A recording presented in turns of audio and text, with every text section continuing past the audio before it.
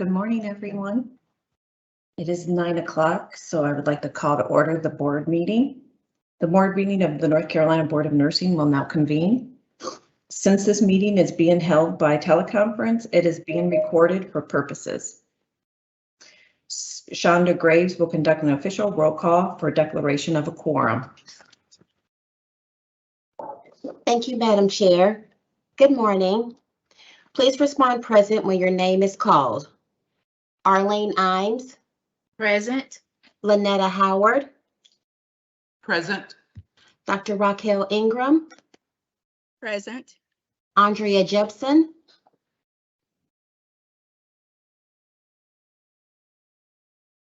Andrea Jepson. She's on mute.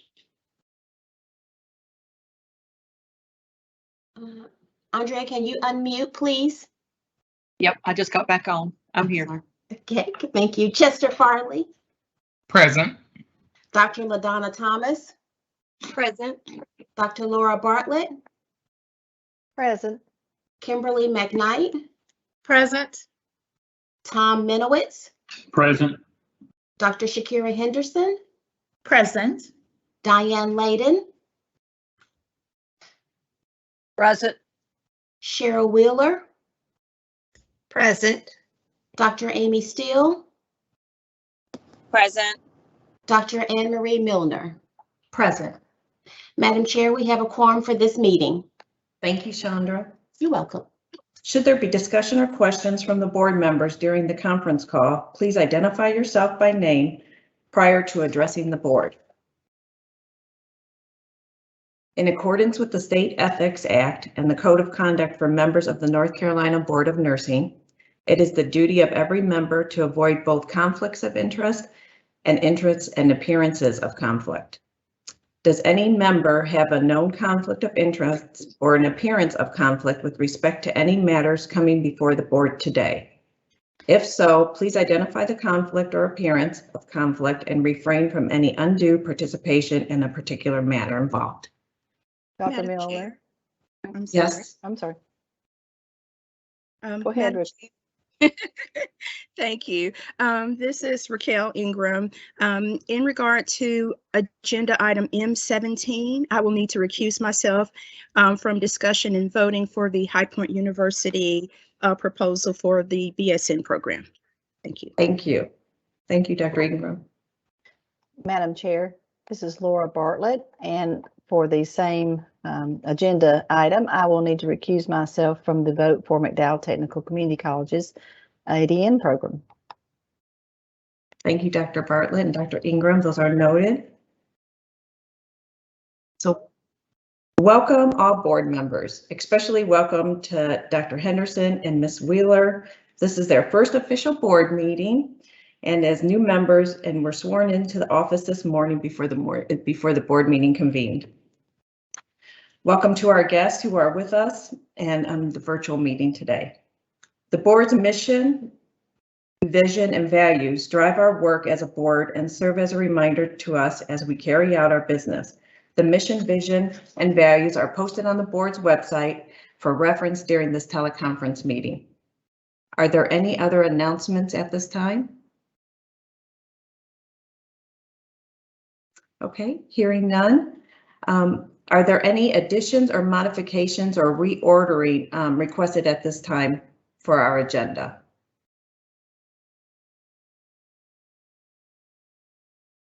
No? Okay, I hear none. Okay. So now we're going to go to the adoption of the consent agenda. Do I have a motion regarding adoption of the consent agenda? This is Lynetta Howard. I make a motion that we adopt.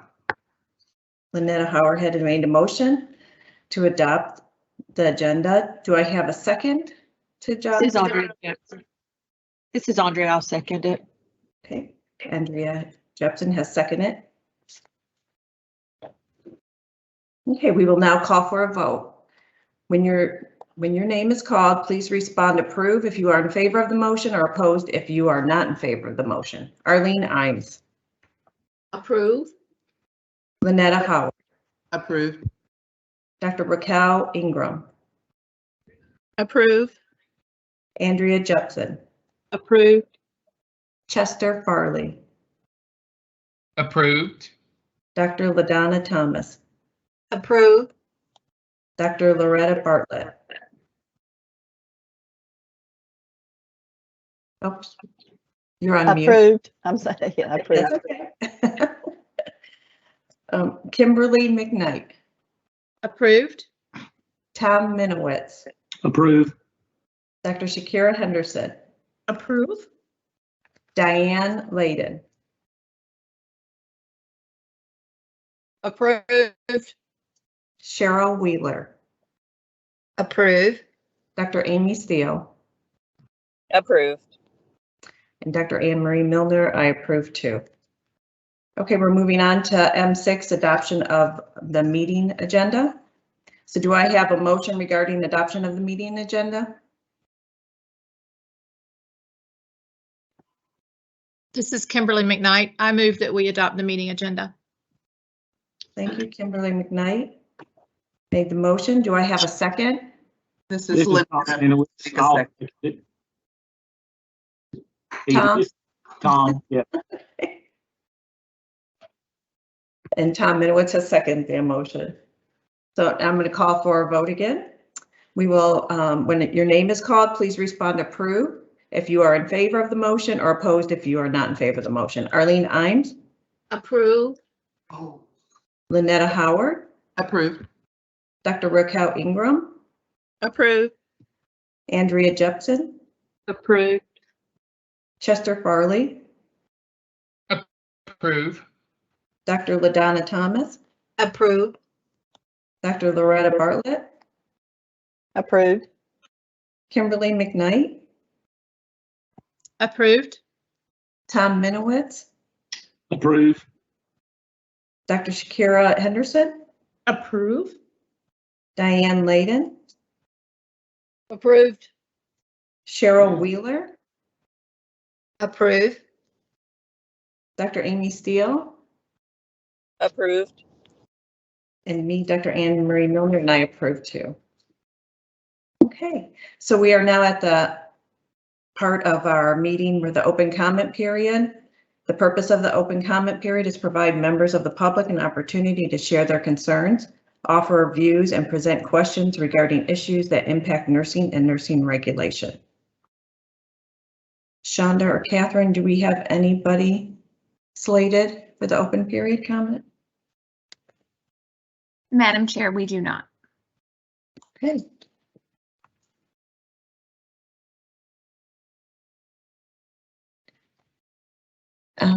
Dr. Tillman, do we have to wait a period for the open period 5 minutes, or can we move on since nobody is slated? We can move on since no one has been slated on the agenda. Okay, great. So the next order of business, I'd like to recognize our Chief Executive Officer, Dr. Crystal Tillman. Great, thank you, Madam Chair.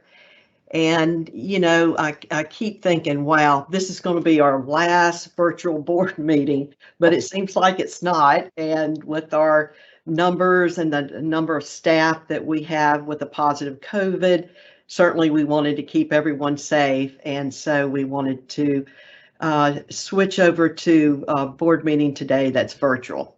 So let's hope that this is the last.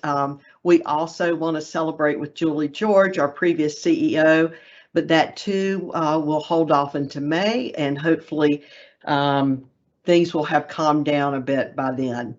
I personally wanted to welcome our 2 new board members, Dr. Shakira Henderson and Ms. Cheryl Wheeler. We look forward to working with you, so welcome. And also welcome to our new board chair for 2022, Dr. Anne Marie Milner, and also our vice chair, Ms. Arlene Imes. I know you two will do a fantastic job. So as of November 2021, we are at full staffing finally. We are fully staffed at 53 employees. And we have 4 new employees, and I would like for them to turn on their video just for a minute and just kind of give you a wave so you can get a face and name together. So our first new staff member is Michelle Wanamaker, and she is in Regulatory Compliance Coordinator. And let's see if Michelle can come on and wave. We might need some other folks to turn their cameras off in order to see other individuals. There's Michelle. Hi, Michelle. Welcome. All right, and now Miss Keisha Griffin is our new investigator. And I see Keisha on there. Welcome, Keisha. And Latarsha Flowers is our new licensure coordinator. And is Latarsha on? Let's see, I see Latarsha Flowers. Okay, you're both together. Okay, Crystal Moore. So Latarsha's on the left and Crystal Moore is on the right. So this will be interesting now because we now have 3 staff members with the last name of Moore: Candace, Catherine, and now Crystal Moore. So we'll have to keep that straight. So thank you all for popping on and letting us see your face, and welcome aboard. And you can now turn off your videos. So I always like to do a little to acknowledge our staff because we really do have some great staff. Congratulations to Melissa McDonald. She has been appointed to National Council's 45th anniversary committee to celebrate and have a party. So all I can say, Melissa, is National Council must know how well you can do a party, and that's why they wanted to invite you and appoint you to the anniversary committee. Congratulations to Allison Bailey. She has been appointed to the Nurse Licensure Compact Policy Committee for a 2-year appointment. And 2 of our staff will be completing the new ICRS course this year, Dr. Jennifer Lewis and Dr. Catherine Moore. They have 1 additional leadership conference to attend, and that will also be with their graduation. And this is the program that replaced what we used to call, you could become a fellow of regulatory excellence and use those credentials. So it's exciting, and I'm sure we'll have quite a few staff go through the ICRS program. At the May 2022 IT Conference, Operations Conference, we're going to have several of our staff be on a panel presenting or moderating an event. It's going to be Angela Ellis, Brad Gibson, and Tony Graham. So we look forward to hearing their presentations and glad that National Council reached out to invite them to present. In your red folder, you should have a hard copy of the October 2021, the issue of Journal of Nursing Regulation. An article was published investigating a nurse with a suspected substance use disorder, guidance for nurse leaders in hospital administration. The authors were Dr. Sarah Griffin, Meredith Paris, Brandy Griswold, Ruth Ann Go, Angie Mathis, and Mark Van Houten. Thank you all for representing the Board of Nursing and for really sharing your pearls of wisdom. I loved how in this article they discussed 2 case scenarios of a facility being investigated. They used the evidence, the audit process, interview techniques, substance use disorder checklist, drug screening, and the objective and subjective indicators of a substance use disorder. So great work to all the authors. Have a couple updates. Yesterday we had our executive officers monthly call with David Benton, who is the CEO of National Council State Boards of Nursing. They're really still on the fence as if mid-year is going to be virtual or if it's going to be hybrid. So as soon as I hear, I will let you know. Before the last 3rd wave of the pandemic, they were really wanting to have it in person. But now with the recent increase in numbers, it may be changed to virtual. For board members, just a reminder that headshots will be rescheduled for February 22nd, right before the administrative hearing orientation. Our criminal background checks, or we call them CBCs, are still running about 3 to 4 weeks to get our CBC results back. So we're expecting the processing time to decrease in the next few weeks. The SBI has told us that they have hired additional staff, but with the rise in numbers with COVID, I would just say stay tuned. But it really helps if students go ahead and apply for the CBC early and get their fingerprints in, and it does make the process much faster. I shared with some of you about the Maryland Department of Health went under a cyber attack, and it was not just the Board of Nursing, it was actually all 23 of their health boards. They did not have any access to their systems, databases. They were unable to do license verification online, and pretty much everything shut down. This started December 6th, and do you know that it has still not been resolved? I touched base with National Council yesterday, and certainly they are still in much of a delay. They're getting a lot of backlogs. Even it's impacted in North Carolina. We're not able to verify nurses and nurse practitioners who want to come to North Carolina. So hopefully they will get the issue resolved, but that really is a long time, and it's just a reminder of why our IT security is so important, because we would hate to be in that position. Also, extension of temporary waivers for the graduate RNs and LPNs, education programs, reinstatements, medication aid, refresher courses, and renewal. All the expirations date have been extended for 6 months and will expire June 30th, 2022.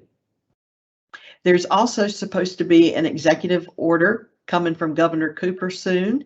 And when that is shared with us, we will certainly share it with the board members.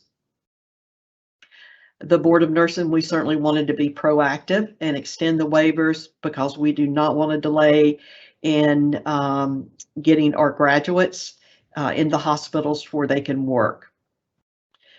So in 2016, National Council, they started this journey of what will nursing regulation look like in 2030. And fortunately, North Carolina was one of the 18 states that were asked to participate in the assessment. And it was really key stakeholders from around the world. There were about 8 different countries that were involved and participated. And the themes that they identified included many of the same themes that we did for our strategic planning: mobility, regulation and governance, education, practice, continuing competency, discipline, and telehealth. I was fortunate enough to serve on the education division of the group, and we were tasked with developing research questions. And the focus was on the clinical experience for students with actual patients. We discussed things such as simulation, artificial intelligence, technology, telehealth with students, and the faculty shortage. Marianne Alexander and staff at National Council recently published an article in the latest JNR, and it was titled "Envisioning the Future of Nursing Regulation Through Research, a Global Agenda." And for all the different areas, the research questions have been written out, and it's a really good article for you to read as well. So this really, I felt like, paralleled with our themes identified in our own strategic planning for our proposed 2022 and 2025 strategic plan that will guide us through our next 4 years.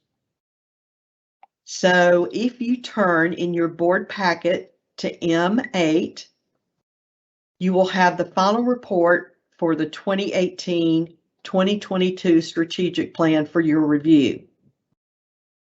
You'll notice a different format. We are now using Achieve It, and this is a software that allows us to better display, and I think you'll find it much easier to read. Roger Burns has been finishing up our strategic plan and reaching out to staff to get it completed, so thank you, Roger. And next, I would actually like to go through a PowerPoint and walk through with you the strategic planning initiatives and objectives for 2022 and through 2025. And it was developed by our volunteers as board staff on our 6 different teams. Last year, we all got together in October as board staff and board members to really develop with Susan Meyer, looking at our mission, vision, and values and our initiatives. And finally, the Strategic Planning Committee has been so helpful in getting it tweaked to the final stages so that we can share it with you. So let me share my screen with you, and just a minute.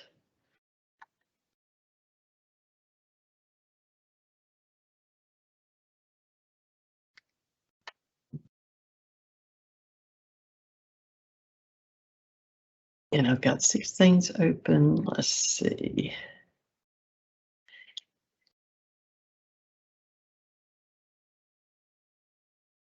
Okay, it should be coming up.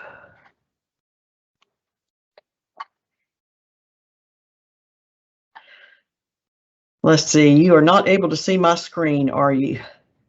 Okay, hang on. Not yet. It looks like it's loading though. Okay. And thank goodness we're all in the office today. So, Brad, do you have a copy? And I think Catherine, in case it doesn't load correctly. Yes, ma'am. Okay. Thank you, Brad. If you can put it up in presenter mode, that would be great. Yes, ma'am. Coming your way.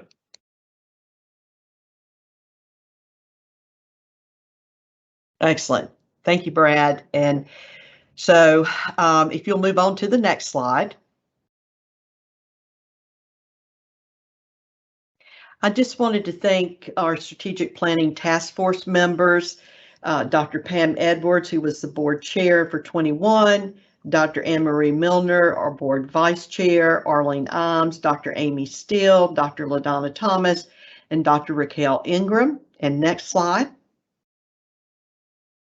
And for the task force for board staff, was myself, Angela Ellis, Melissa McDonald, Amy Fitzhugh, Tony Graham, Gail Bellamy, Dr. Sarah Griffin, and Roger Burns. Next slide.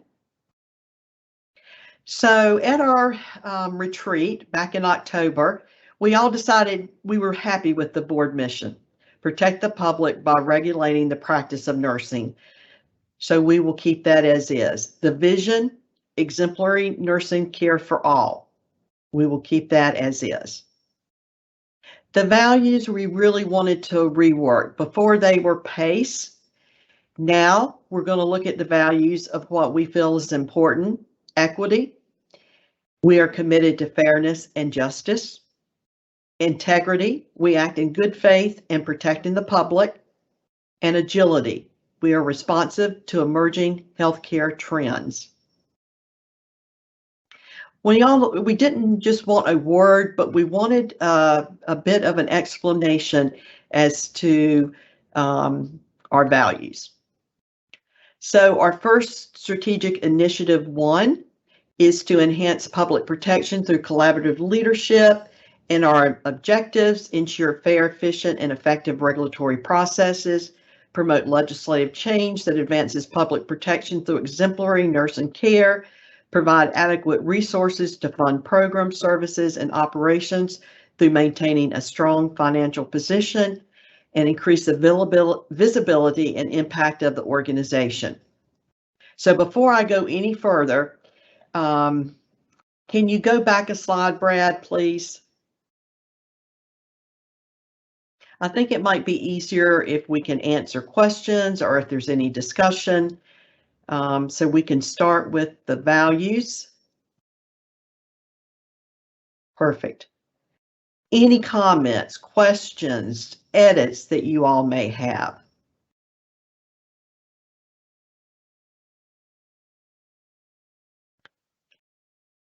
Hearing none, we will go to the first strategic initiative. Any edits, comments, discussion?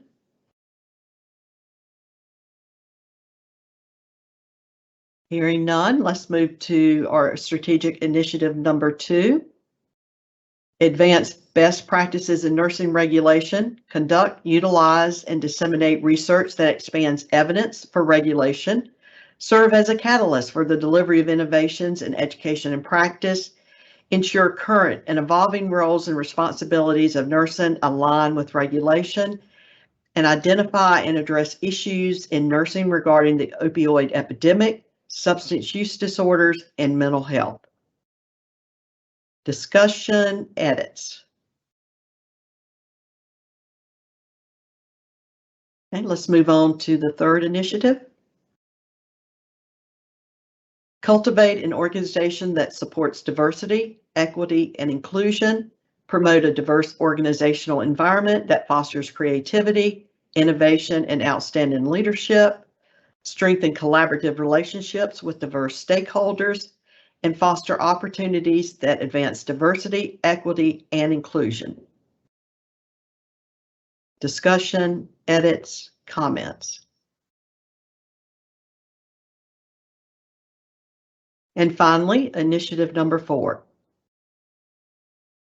Foster mobility of licensed nurses and facilitate access to safe nursing care, the enactment of the APRN Compact and consensus model, facilitate the safe and effective practice of nurses using telehealth and emerging technologies, and support efforts of ongoing nursing workforce trends.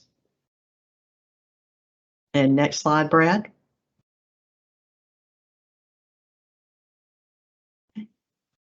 Any questions, discussion? How do we feel about the new values, the statement, along with our 4 initiatives and our objectives? Crystal, this is Lynetta, and I really like the values. I think it really encapsulates what we heavily discussed at the retreat, and I think I'm impressed. Great, thank you. And thank everyone for your input. I think we did a fantastic job in developing these. And like I said, it really paralleled nicely with what National Council is doing. So certainly the evidence we looked at was certainly appropriate. Okay, Brad, if you can stop sharing the PowerPoint slide.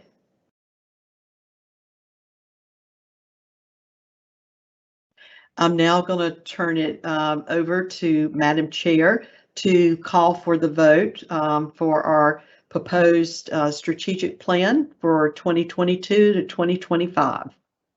Okay, thank you, Dr. Tillman. Is there any other clarification that anybody needs before we move on? Okay, hearing none then. This is a committee recommendation, so we do not need a second. The committee recommends that the board approve the mission, vision, values, and strategic initiatives for 2022-2025 as presented. Do I have a motion?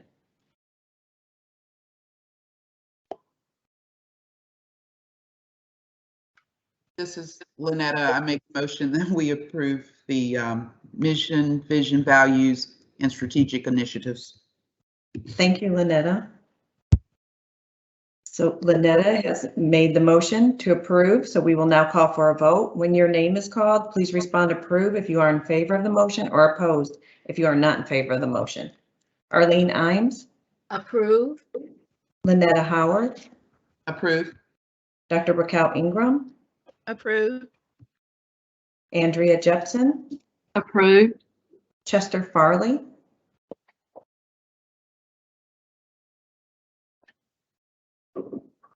Chester Farley. Approve.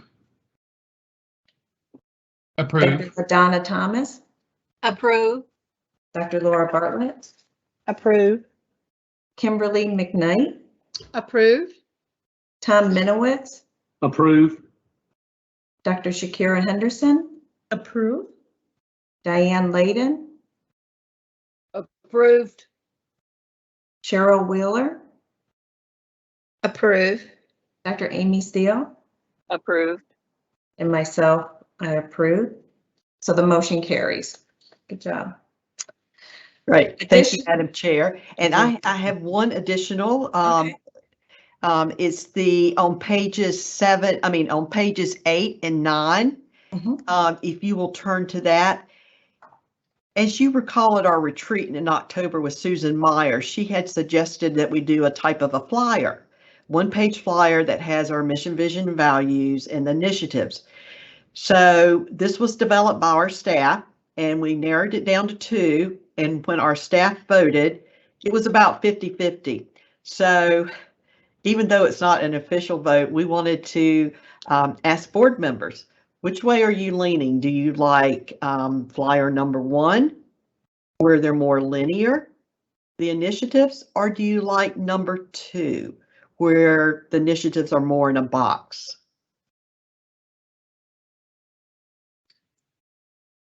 You know, I like them both. They both are good. So, Madam what Chair, do this you is guys Amy Fitzhugh. I just want, if we're making a decision about one of these, you will want to take an official vote. So that should, but this is the time for discussion, so feel free to be able to discuss at this point. Oh, okay. Thank you. So what does everybody think about that? This Dr. is Henderson, Kimberly. you?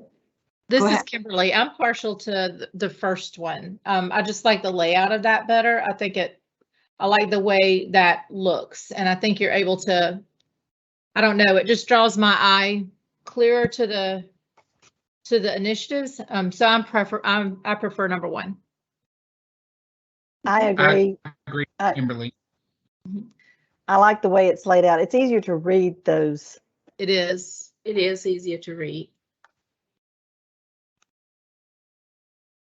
How about for our new board members, Dr. Henderson and Ms. Wheeler? What do you think? This is Dr. Henderson. I like them both. So I have no preference. Okay. Cheryl, do you? Yes, I like the first one. Okay. Okay. This is Raquel. I actually like them both as well. No preference. Okay. Arlene and Diane? This is Arlene. I like both, but I think I prefer the first one. Diane? Yeah, I feel about the same. Okay. Tom, do you have a preference? Yeah, I prefer the first one. I just think it's more appealing to the eye than the second one. Mm-hmm. And Andrea, any preference? I like the first one as well. It is easier to read. Okay. Does anybody else have any other comments about it?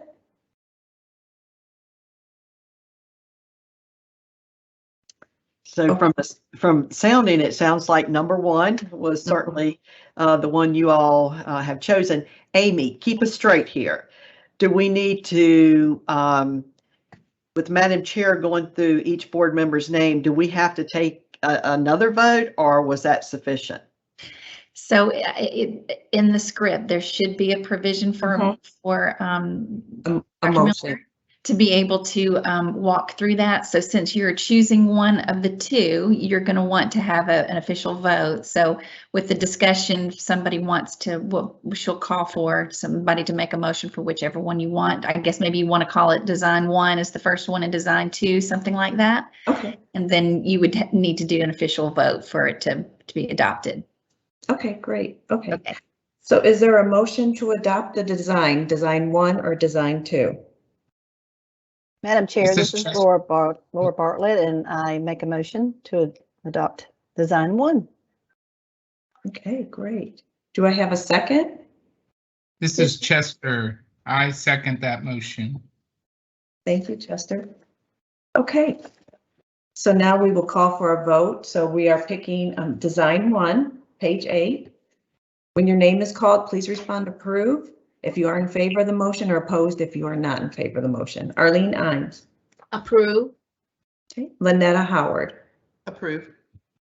Dr. Raquel Ingram. Approve. Andrea Jepson. Approve. Chester Farley. Approve. Dr. LaDonna Thomas. Approve. Dr. Laura Bartlett. Approved. Kimberly McKnight. Approved. Tom Minowitz, Approved.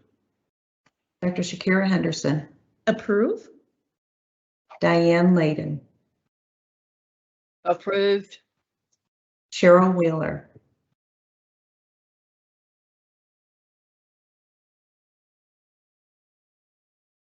Cheryl, you might be on mute. Cheryl Wheeler? I think her Looks like she's frozen, yeah. Okay, we'll go back to her. Dr. Amy Steele? Approved. And myself and I approve. Cheryl? Cheryl, oh, she's probably going to come back on. Okay, so with that, I think the motion carries. We will go with design 1 on page 8. Good. Great, thank you. And our next steps, certainly with the strategic plan, now that we have it approved, is board staff. We will move forward with developing targets and timelines and assigning the different targets to our various board staff to get those completed.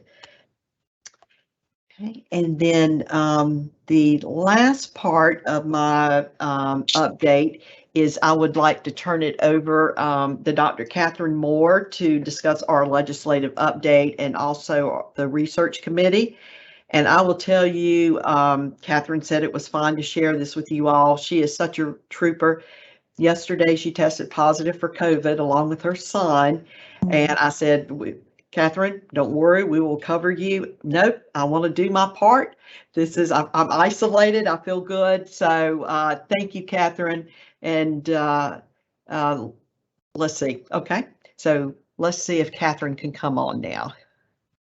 Thank you, Dr. Tillman. And I do need to apologize. I'm a little bit raspy, but I'm feeling well. And I didn't want to turn down the opportunity to talk about things that I love to talk about. So I'm thankful to be here with you this morning. I would also like to extend my welcome to our new board members. I look forward to working with you in the upcoming years. My first update is the legislative update. And as Dr. Tillman mentioned, I'm a regulatory consultant and legislative liaison with the board. So that's why I have both of these updates to provide to you. My legislative update verbal comments are going to expand on that summative information that's provided in the document for agenda item M9 in your packet. And the two areas I'm going to really focus on are the Appropriations Act update or the budget, and then some of the information surrounding redistricting. I'm sure you've read much about that in the news articles recently.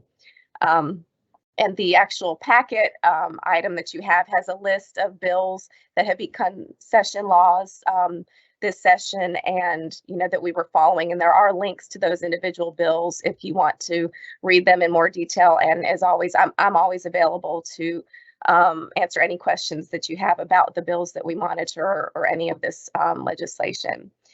So for a general update on the legislative session, the 2021 legislative long session began on January 27th, and to date, there were 979 bills filed in the House, 741 in the Senate, and 192 have become law. The Appropriations Act, or the budget, was signed into law November 18th. And one piece of legislation that we've been following is House Bill 277 with its companion bill, Senate Bill 249, which is the SAVE Act. And for our new board members, this bill stands for an act to deliver safe, accessible, value-directed, and excellent care by modernizing nursing regulations. So this would grant our advanced practice registered nurses full practice authority if it were made law. And there was some discussion prior to passing the budget that there could have been opportunities for inclusion of some of the SAVE Act language in the budget.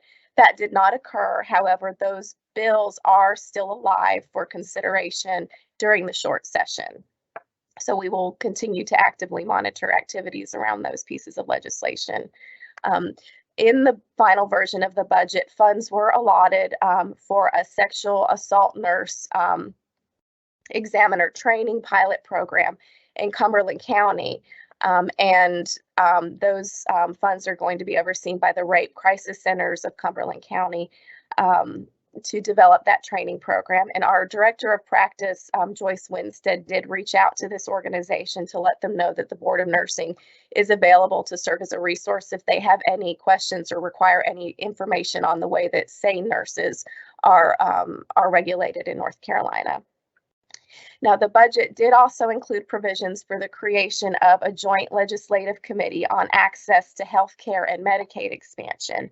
And the purpose of that committee is to consider ways in which access to health care and health insurance can be improved for North Carolinians. And that committee can submit proposed legislation before the Senate adjournment of session. And so this could be a possible venue for discussion of some of the APRN regulation changes, but it's unclear at this time whether or not language will be considered for inclusion in any of that committee's discussions or proposed legislation.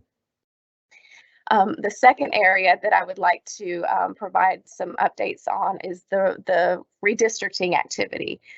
So the legislature did, finalize their new redistricting maps based on the new census data. And however, and candidate filing for the primary elections was supposed to take place between December 7th and December 17th. However, there was a ruling on December 8th by the North Carolina Supreme Court related to lawsuits challenging those new maps that temporarily stayed the candidate filing for those 2022 primaries until judgments on the lawsuits were made by a trial court. And that trial court was directed to hold proceedings necessary to make a ruling on or before January 11th. So that was this week. And this Tuesday, that trial court did vote unanimously, and they did refuse to throw out those new redistricting maps. That decision is likely to be appealed, and it's likely that this process will ultimately be decided by the North Carolina Supreme Court. When they stayed the candidate filing, they also delayed those primary elections. So right now they're supposed to take place on May 17th. And the new maps would need to be finalized by February 18th in order for that primary election to occur. So there's still going to be a lot of activity and discussion around redistricting before we know what those new districts look like for voting purposes. So I felt that was important just to know that our elections process for our legislators at the national level and the state level, that redistricting discussion is still ongoing in the state. And so that's the end of my legislative update. I'm happy to answer any questions that I can before switching gears to the research committee if anyone has any questions for me. Okay, hearing none, I will switch to our other exciting discussion, which is our research committee update. So our staff research committee has just concluded a collaborative project with the Shep Center, and this was the end of a 3-year collaboration project to study the RN and LPN workforce in North Carolina. So the final report of this workforce study, which the model developed, is entitled North Carolina NurseCast. That final report in detail is provided under agenda item M10 in your packet. And the Shep Center during the September meeting actually provided detailed findings of the study. So I'm not going to reiterate the findings that they reported, but those details are provided in written format in your packet. So that collaboration concluded December 31st, and the Shep's team, was really excited about this work and the opportunity to work for the board. I am going to focus on some of the key contributions of this work that are also noted in that report, highlighting some of the dissemination information that they provided. So aligned with the Board of Nursing's mission of public protection and our role in providing information to the public and to others so they can make informed decisions. I do think it's important to highlight those key contributions. So one is that NurseCast model. It provides the most accurate forecast of North Carolina's future nursing workforce, and it's built from our North Carolina licensure data of nurses, state demographic information, and nurse education institutions in the state. The model and website, which is ncnursecast.unc.edu, it enables users to access this interactive website. There is customizable, downloadable data and visualizations in the form of line charts, regional maps, and state graduate diffusion maps. And the data behind the model is also transparent on that website, so it facilitates further collaboration among researchers related to workforce issues. The model offers users the ability to examine possible surpluses and shortages in nursing practice in North Carolina according to the setting, so your hospitals, home care hospice, correctional facility, and a variety of others, and in addition to regional differences, so your Medicaid regions, AHEC, and then your metro or non-metro regions. And then it also allows users to explore some what-if scenarios. So the baseline projections that you see when you use this tool and that you see reported, that's based on historical data. But we know that any workforce model has variations depending on changes that occur. And so some of those scenarios that were also modeled for people to explore, it could be looking at what would occur if, there's nurse burnout that leads to nurses leaving the workforce 2 years or 5 years earlier, or what would happen if the graduates in our state were increased by 10%, which would be wonderful. And then there's also a scenario that tried to take into consideration some of these larger discussions on what does COVID mean for our nursing workforce. And so the scenario that's included to look at that, it looks at a combination of early leavers, I believe, to the nursing workforce, as well as increased, I think, retention out of state, because we get, I believe, half of our nursing supply from out of state nurses that come in, and then also that increase in numbers from our graduating nurses. And so that kind of takes into effect to see what would those projections look like with a model like that. So the project's dissemination summary as of December 15th, it begins on page 38 of your packet within that large report. And as of that date, the website itself had almost 3,000 unique visits with more than 7,500 page views. And of note, the website also had unique visits from 7 different countries. And this was just a little over a month after the November 1st rollout of this website publicly. The model appeared in 20 news outlets by that date, including written articles online that contained videos or links to the model. And there were also 3 radio interviews and 6 blog releases on the model. And the research team also gave 8 presentations on the workforce model prior to the conclusion of its contract, and they are still engaging in conversations to further present this, including 3 so far in 2022, and one of those will be the Board of Nursing's Education Summit this year. They are scheduled to present. Dr. Frere, who is the project leader, also sent me an email recently that noted 3 additional submissions, abstract submissions for other conferences that they have submitted to present the model. And then finally, the Board of Nursing has been in recent conversations with the General Assembly to try to get this information presented to our legislators. And one possible opportunity is a presentation to that joint legislative subcommittee on access to healthcare. I don't have anything confirmed at this point. I have kept Dr. Frere and her team informed that we're trying to work this out, and as soon as we get further information, we'll make sure to update board members. So the work for dissemination is ongoing related to this project, even though the timeline and the contract has concluded. So I'm happy to answer any questions about the conclusions of this project.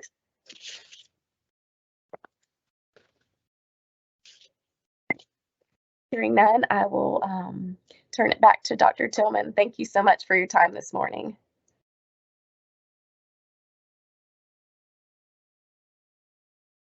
Thank you, Dr. Moore, and sure hope you have a speedy recovery, you and your son. I will now turn it back to Madam Chair.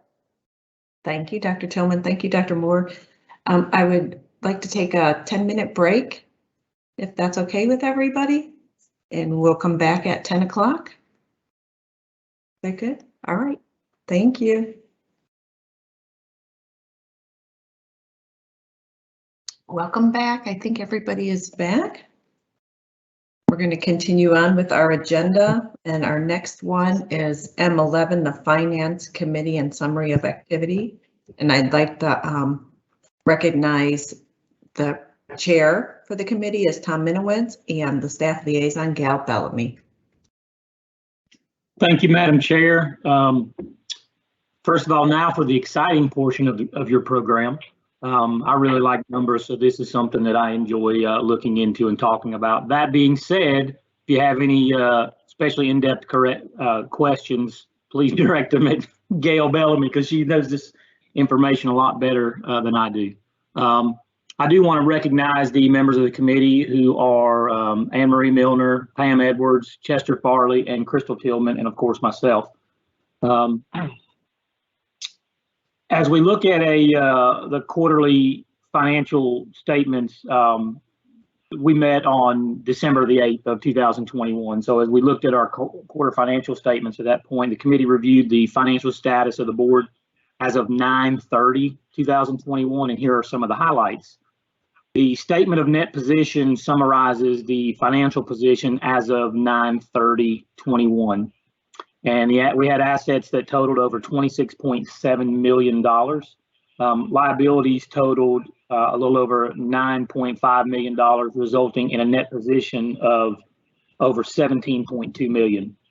The statements of revenue, expenditures, and changes in net position details how a financial position changed during that first or during any quarter of the fiscal year. Our operating revenue totaled approximately $2.78 million, or about a 7.1% increase over the same period of last year.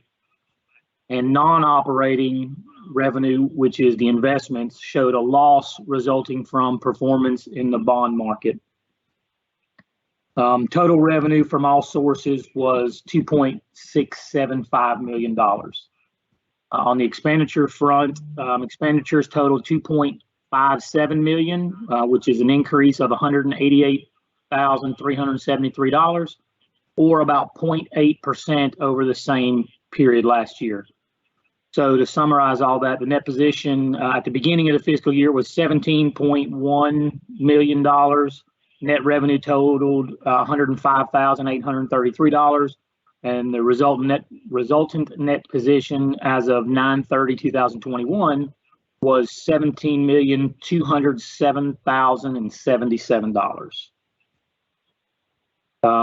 So now as we look at a review of our investments, I wanted to introduce Wes Thomas, who is a CFP and Managing Director of Investments, and Jessica Christie, CFP Vice President of Investments from Wells Fargo Advisors, to present market analysis and investment performance report. Well, great. Well, thanks for having us today. Can everybody hear me okay? Yes. Perfect. Thank you. So this is Wes Thomas. I am going to turn it over to Jessica Christie, my teammate, in just a second. She's going to give the overview and performance of the portfolio, and then I'll finish up with just our outlook for 2022. So Jessica, if you're on, I'll let you go ahead and give the performance. Okay, great. Yep. I'm here. Well, good morning, everyone, and thank you for letting us join you today so we could go through this for the board. First, I just always like to highlight some of the basics of the overall existing portfolio that the board has. starting with just an overall stock to bond allocation. So the board's account at Wells Fargo Advisors, about 32% is made up of stock, and 68% of the portfolio is made up of bonds. Okay, so the numbers that we presented in December were through the end of November performance numbers. So the stock account through November 30th was up 14% for the year. And to look at comparison numbers for that, the S&P 500 was up about 23% in that time frame. That's not the most accurate comparison. A little bit more accurate is the Dow Jones, which was up about 14.6%. But even a more accurate comparison, one that I've come up with myself, so a blended index based off of the specific allocation in the board's account, that blended index was up 14.2% through the end of November. Okay, and then I also just looked at it through the end of the year, so full calendar year 2021, the stock account was up 21.5%. Okay, the bond account through the end of November was down slightly, down 0.77% through the end of November. A comparison for that is the U.S. Aggregate Bond Index.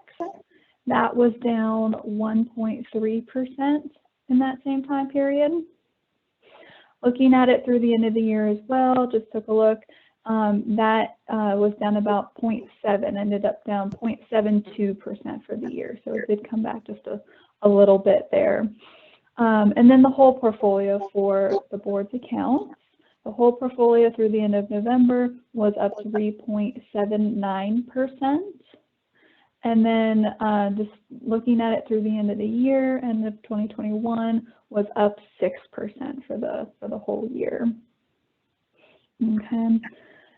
I'm going to pause there, see if there are any questions before I let Wes go into some market details. Okay. If there are no questions, go ahead, Wes. Okay, thanks. So just a really solid performance report for 2021, and we're optimistic for 2022 as well. Even with what we're dealing with Omicron surge right now, the markets and the economy and economists are already, we're looking beyond the surge, and which may not last a whole lot longer. No one knows, but the markets are already looking out 3 to 6 months down the road, 9 months down the road. So we really think there's 3 key drivers for 2022. The first is we are expecting positive growth in 2022, somewhere in the ballpark of 4 to 4.5%. That's the estimates from our chief economic strategist at Wells Fargo Advisors. So we are anticipating strong growth. The consumer demand is still very, very strong. The consumer is in good shape, and we think that'll persist through the remainder of this year. The second driver for 2022 is inflation. Inflation is something that we can't be sure where it's going to end up, but we've already seen it started the year strong. We've anticipated it to remain high through this year, somewhere around 4%. We had a key reading yesterday that showed inflation up around 7% for the latest reading. But we really believe that as the year goes on, that inflation number is going to come down gradually, and that by the end of the year, it could be somewhere around the 2% range. But for the full year, expect inflation to be above historical norm, in that 4% range. And, that's a big adjustment for us because we really had the last decade of no inflation. So that's going to be a big driver for 2002 is just how that plays out. We do think as the warmer weather comes in the spring, that will help the inflation situation, because what we're facing now is with Omicron disrupting things. You know, there's really high consumer demand, but there's just not the ability to produce a lot of supply. So supply is down, demand's up, and that's putting pressure on prices. With workers having to quarantine and so forth. But as things warm up, we do think inflation pressures will recede some. And the third driver for 2022 is really interest rates, which you know, plays along with inflation. And one of the interesting things about interest rates so far is we've been anticipating them to go up, to gradually go up over time. And they've done a little bit of that, but really considering inflation is as high as 7%, interest rates really haven't gone up all that much. You know, with inflation high, you would expect interest rates to be a little higher than where they are, but they really aren't. The 10-year Treasury bond today is around 1.7%. And when we look at that, you know, it's interesting. We do think rates are going to continue to go up some, but we don't think they're going to skyrocket. And you know, when we talk to a chief economist at Wells Fargo, what he really describes is the reason rates haven't gone up a whole lot is because the bond market is telling us that inflation will come down later this year. You know, bond investors are not that concerned about inflation. If they were, the interest rates would be significantly higher. And then it's also a vote of confidence in the Federal Reserve. You know, the Federal Reserve is anticipated in raising interest rates this year 3 times. And some are even calling for 4 rate increases. We don't really think that will happen. But we do think 3 interest rate increases is possible, and could potentially start as soon as March. The Federal Reserve, as you know, controls short-term interest rates, so they will be raising rates, short-term rates this year. But as I said, longer-term interest rates haven't gone up all that much. And that's what a lot of the borrowing activity is based on, things like the 10-year Treasury bond. And so it's really could lead to a situation where we have inflation calming down throughout the year, interest rates drifting a little bit higher, but not, you know, skyrocketing. So you almost have a Goldilocks economy where, you know, inflation moderates, interest rates stay low, and that would be a good scenario for the stock market. So we really have a positive forecast for the markets this year as well because of that economic backdrop. We think stocks, we're anticipating them to have expected returns in the upper single-digit range, you know, somewhere in the 8 to 10%, 8 to 9% area this year, based on where the markets are today and our targets for the end of the year. So we're hopeful on that, and you know, it's hard to predict where the markets will go, but I think the general forecast is from our team at Wells Fargo is for stocks to finish the year higher and to see positive returns this year. Probably modest returns, not like last year, but positive returns. So we're optimistic. We do think, though, that as interest rates go up some, that would remove some liquidity from the markets and could make it a more volatile world. So we need to be careful, not a time to take tremendous risks. We're doing that. We're adhering to the policy statement, and we're staying diversified and staying in high quality investments. So those are the key things that I would point out for our outlook for 2022. But really, we appreciate y'all having us, and I'll pause there. Any questions? Dr. Steele had a question. Dr. Steele, you want to go ahead? Sure. Well, I placed it in the chat. I just wanted to basically say that it sounds like inflation is matching our gains for the general market. So you provided more outlook or more anticipation of a positive outlook further with your response. So thank you. Well, I would like to comment on that. I think you're astute to notice that, and that is something that is challenging. You know, I think a lot of investors are concerned because we see in these high inflation numbers, and as you know, that if inflation's going up at 4% this year, then we really hope to outperform inflation over time as investors. And you know, so as it stays high, it's a little bit more of a challenging environment to have a positive real rate of return, which is outperforming inflation.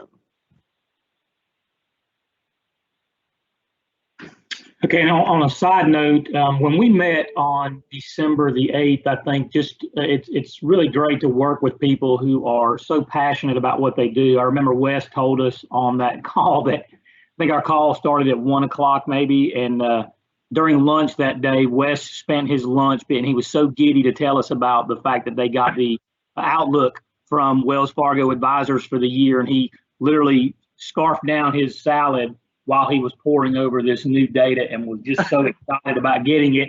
And we kind of picked on him about, you know, there's not a lot of people that would sit there and pile through those sort of financial projections on their lunch break. But that's the type of people that Wes is and everybody there at Wells Fargo, I believe. So I appreciate that excitement in what they're doing.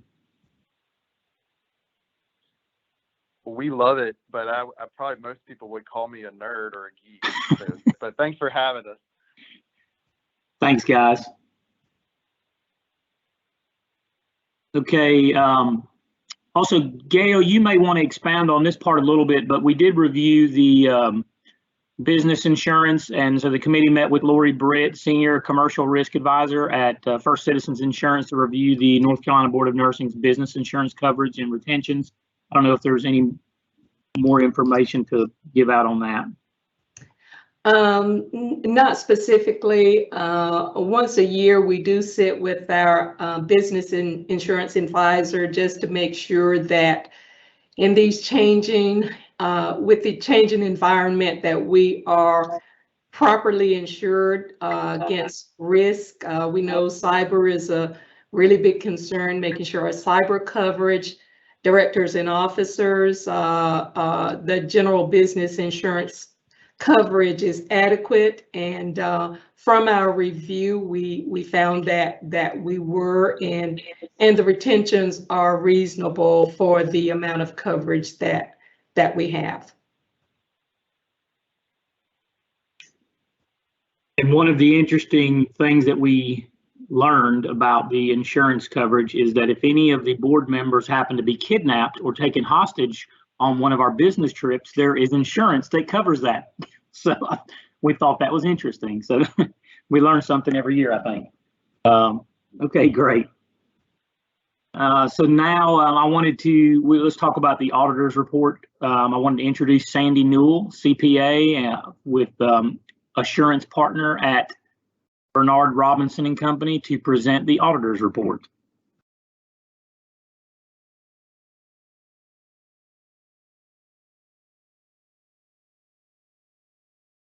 Is Sandy on? I see that she's in. It looks like she's muted.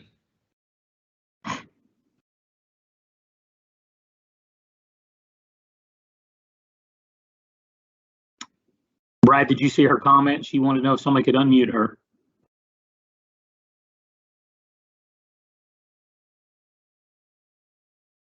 Because I surely don't want to try to go through that auditor's report. Okay, Ms. Newell, try it again. Okay, I think it's working now. It was blocking me before. Y'all can hear me okay? Yes. And is it okay if I share my screen? Absolutely.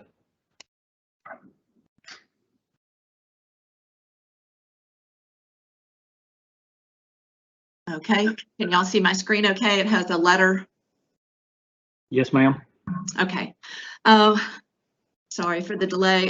Again, my name is Sandy Newell, and our team did the audit back in August of the board's financial statements for the fiscal year ending June 30, 2021. And the statements were issued September 8th. And just to give you a little background information, so we are at, it takes us about a week to do the board's audit, and we're very familiar with the board. We've worked with the board for several years. And overall, the audit went really well, especially in the more remote environment makes it more challenging. But both Gail and Hema were very helpful in uploading. We have a portal that we use that's encrypted for transfer of information, and everything went well. So we have met with management and the finance committee and went over things in more detail, but I wanted to just touch on some highlights for the board. So when we do the audit, we kind of walk through how the board receives money, how money goes out, you know, all the different ways that it comes in and goes out, both electronic and regular checks. And we look for what we think could be risks, both from an internal control standpoint and also a financial reporting standpoint. So we found no issues that we needed to report. Everything was in great shape. So we only have what the letter that you see on the screen is a governance letter, which is just a required communication to let you know how the audit went. We did not have a management letter. We would have had a management letter had we found things that we felt like you needed to be made aware of that were material weaknesses or significant deficiencies. So this is just to let you know in the governance letter how the audit went. There were no new accounting standards that were required to be adopted during that fiscal year.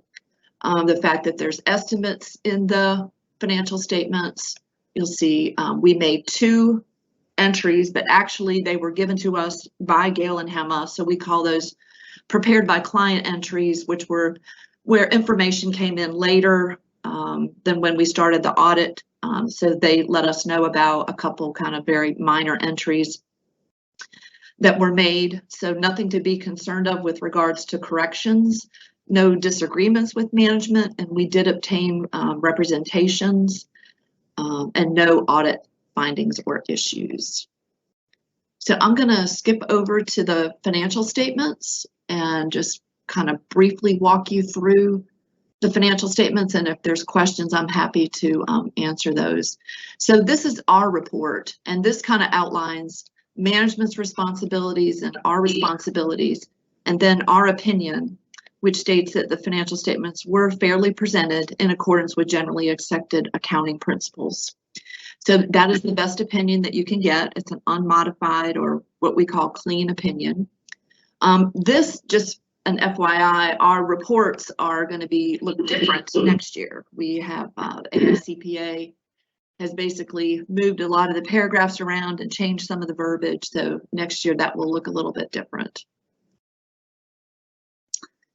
Just to let you know, there is some required supplementary information in the financial statements, the management discussion and analysis, which is prepared by management, and then a supplemental schedule that compares the actual to budget for the profit and loss statement. And we do limited procedures on those, both of those reports. So looking at the statement of net position, you can see it's prepared on a comparative basis, so you can look at 21 compared to 2020. And overall, numbers very close to what Tom was saying, and that the total assets were almost 27 million. You'll see the investments are broken down into the current and non-current portion. And so sometimes there's a flip-flop between cash and investments, just depending on when the cash is getting invested. Current means that these are investments that mature in within the next fiscal year. And then non-current is they're going to be more than a year maturing. So almost 27 million. And then, oops, excuse me, Then you see the liabilities are about $9.5 million. So equity of about $17 million.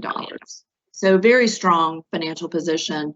You can see that about $6 million of the $17 million is your fixed assets. See how this number agrees to this number because you don't have any debt. This unrestricted equity is more than a year of your expenses. So again, a very strong financial position. And the board does make some designations of this equity. And I'm going to, as we go through it, I will point out those designations in the note to the financial statements that discusses that. The next statement is the statement of revenues and expenses. And you can see here, revenues were up almost 4%, primarily in the license renewals and in-state endorsements. Expenses were actually up less than 1%. So again, the board continues to, for several years, really do a great job at keeping their operating expenses in line. And with the revenues increasing, that has allowed you to really increase your equity position. So operating income of almost $800,000. Your net investment income was about $1.6 million. This consists of interest and dividends, as well as realized and unrealized gains and losses. So with the unrealized part of it, you know, like Wes could explain, it fluctuates, as you know, from day to day as the market is very volatile. But overall, an increase of $2.4 million. Which added to our net position at the beginning of the year leaves us with that $17 million.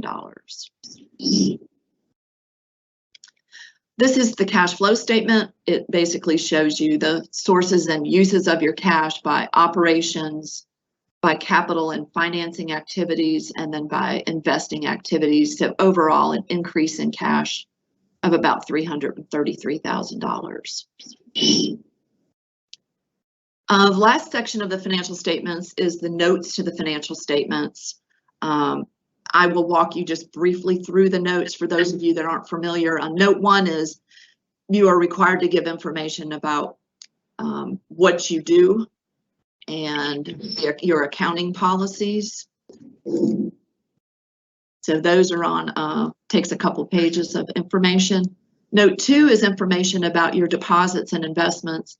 And this is you know, an interesting note and I think a good one for the board members to be aware of because it outlines what your custodial credit risk is, your interest rate risks, and your credit risks. And you can see the credit ratings of your investments are outlined there.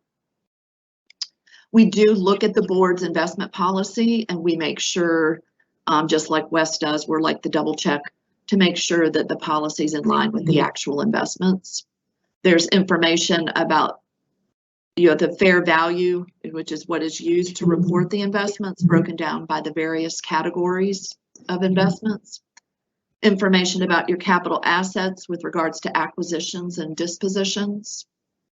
This is where I was talking about that equity that we were talking about, that $11 million. The board, as you are aware, does go through and kind of future planning, look at amounts that might be needed, that might be outside of the operating budget for things like IT, capital asset replacement, disaster relief. And so this is where you can see those amounts that have been approved by the board. There's also information about your retirement plan. Oh, my computer is frozen, hold on. Huh.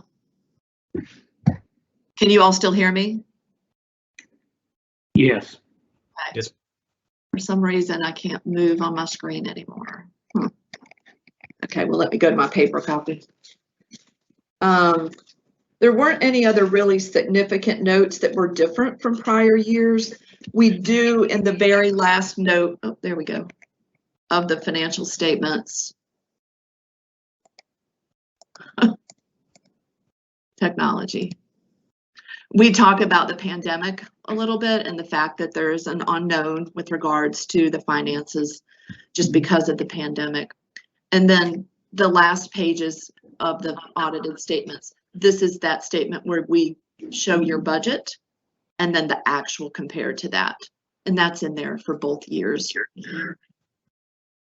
both 21 and 2020. I'm happy to answer any questions about the audit or anything on the financial statements if there are questions.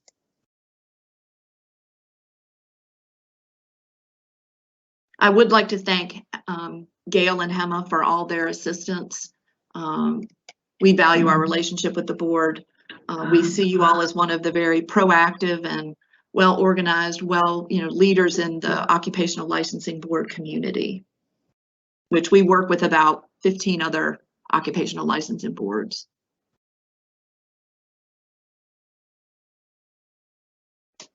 All right. Thank you, Sandy. Thank you. So the board makes the committee makes a recommendation to the board that they accept the auditor's report as presented. Okay. This is a board recommendation, so we don't need a second, but I would like to open it up for discussion if there's any questions or clarification before we vote. Okay, hearing none, I will need a motion to accept the auditor's report as presented. This is Andrea. I'll make a motion to accept the auditor's report. Thank you, Andrea. I second the motion. Okay, we don't need a second because this is a committee recommendation, but thank you. Yes, ma'am. Okay, we will now call for a vote. When your name is called, please respond approve if you're in favor of the motion or opposed if you are not in favor. Arlene Imes. Approve. Lynetta Howard. Approved. Raquel Ingram. Approved. Andrea Jepson. Approved. Chester Farley. Approved. Dr. LaDonna Thomas. Approved. Dr. Laura Bartlett. Approved. Kimberly McKnight. Approved. Tom Minowitz. Approved. Dr. Shakira Henderson. Approved. Diane Layden.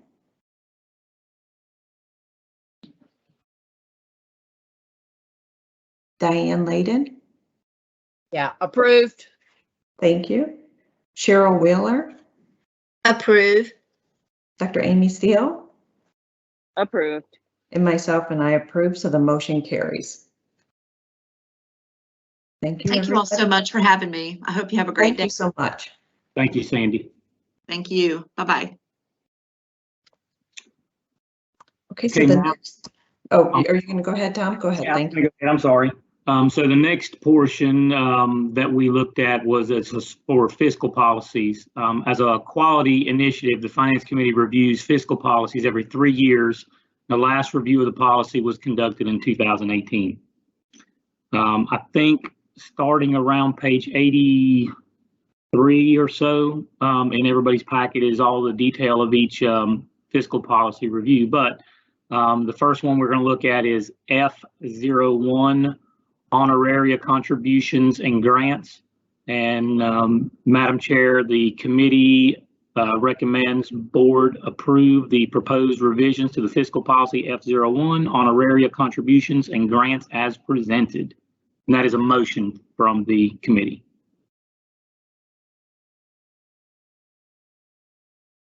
Okay. Is there any questions, or is Gail Bellamy going to present any information about this? Are we good? Just with the board reading it? I'm not sure what we need to do from that perspective. Amy or Gail, want to chime in? Yeah, I think that the highlighted areas are the areas that the committee has discussed and proposed changes on. So I won't read through all of the highlighted areas, but just if anyone has a specific question about the proposed change. Okay, thank you, Gail. Okay, is there any discussion or clarification about this? Hearing none, then this is a committee recommendation, so we don't need a second. The committee recommends the board accept the proposed changes to the fiscal policy F1 honorarium contributions and grants as presented. Do I have a motion? Don't need a motion. Yes, ma'am. It's Tom Minowitz. I make the motion for. Madam Chair, you don't need a motion since this is Yeah. coming from committee, so don't need to take a second. Okay, thank you. We will now call for a vote. When your name is called, please respond approve if you are in favor of the motion or opposed if you are not in favor of the motion. Arlene Imes? Approve. Lynetta Howard? Approved. Dr. Raquel Ingram? Approve. Andrea Jepson? Approve. Chester Farley? Approve. Dr. LaDonna Thomas? Approve. Dr. Laura Bartlett? Approve. Kimberly McKnight? Approve. Tom Minowitz? Approve. Dr. Shakira Henderson? Approve. Diane Layden? Approved. Cheryl Wheeler? Approve. Dr. Amy Steele? Approved. And myself, and I approve, so the motion carries. Okay, there are a total of 11 of these that we're going to be voting on. So this is F02 Budget and Financial Review. Madam Chair, the committee makes a motion to recommend the board approve the proposed revision to fiscal policy F02 Budget and Financial Review as presented. Is there any discussion or clarification on the F02 motion?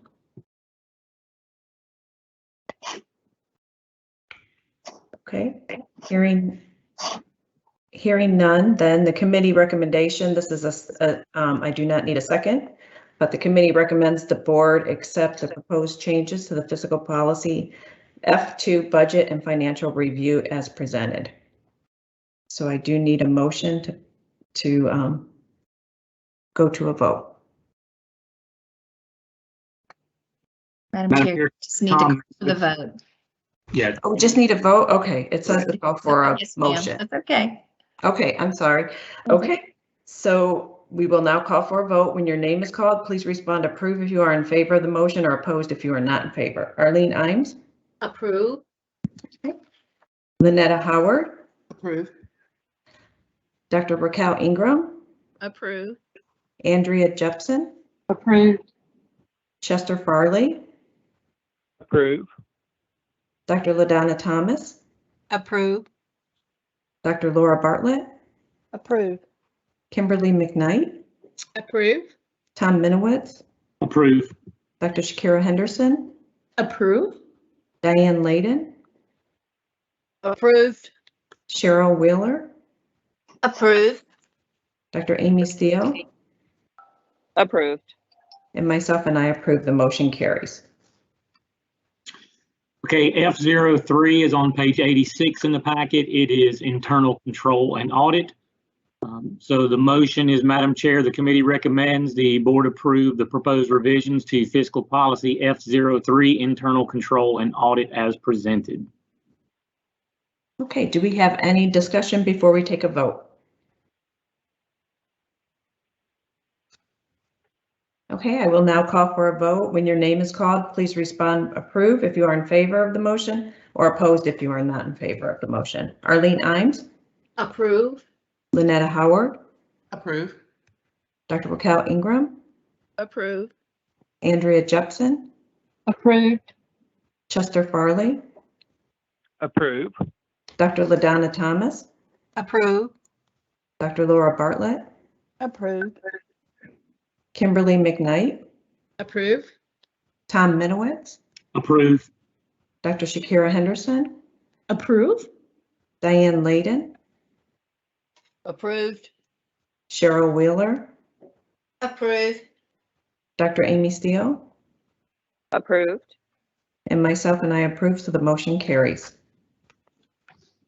Okay, Madam Chair, F04 fund balance starts on page 89, I believe. And the committee would like to make a motion that we recommend the board approve the proposed revisions to fiscal policy F04 fund balance as presented. Okay, do we have any discussion on this policy F04 or any clarification? Nope. Since this is a recommendation from the committee, we will now call for a vote. When your name is called, please respond approve if you are in favor or opposed if you are not in favor. Arlene Imes. Approve. Lynetta Howard. Approved. Dr. Raquel Ingram. Approve. Andrea Jepson. Approve. Chester Farley. Approve. Dr. LaDonna Thomas. Approve. Dr. Laura Bartlett. Approve. Kimberly McKnight. Approve. Tom Minowitz. Approve. Dr. Shakira Henderson. Approve. Diane Layden. Approved. Cheryl Wheeler. Approve. Dr. Amy Steele. Approved. And myself, and I approve, so the motion carries. Okay, F05 starts on page 91, I believe, investments 2018, and the committee has a motion. Madam Chair, the committee recommends the board approve the proposed revision to fiscal policy F05 investment as presented. Okay, do we have any discussion on the F5 investments? If not, I will call for a vote. When your name is called, please respond approve if you are in favor of the motion or opposed if you are not in favor of the motion. Arlene Imes. Approve. Lynetta Howard. Approve. Dr. Raquel Ingram. Approve. Andrea Jepson. Approve. Chester Farley. Approve. Dr. LaDonna Thomas. Approve. Dr. Laura Bartlett. Approve. Kimberly McKnight. Approve. Tom Minowitz. Approve.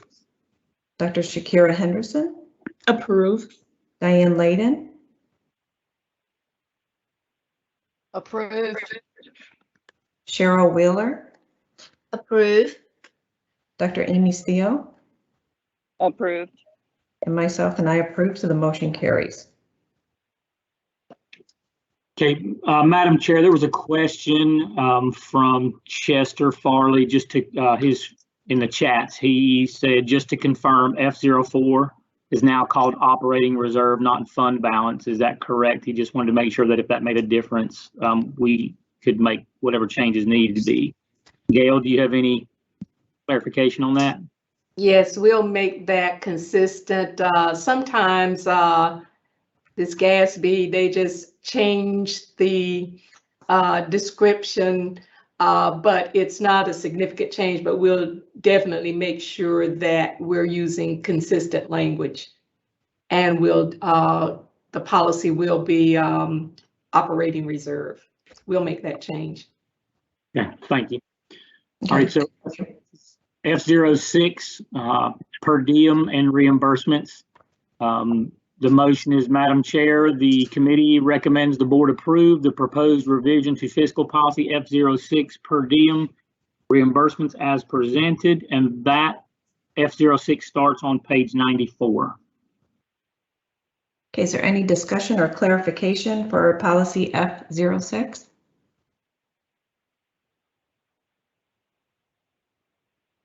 Okay, if not, I will call for a vote. When your name is called, please respond approve if you are in favor of the motion or opposed if you are not in favor of the motion.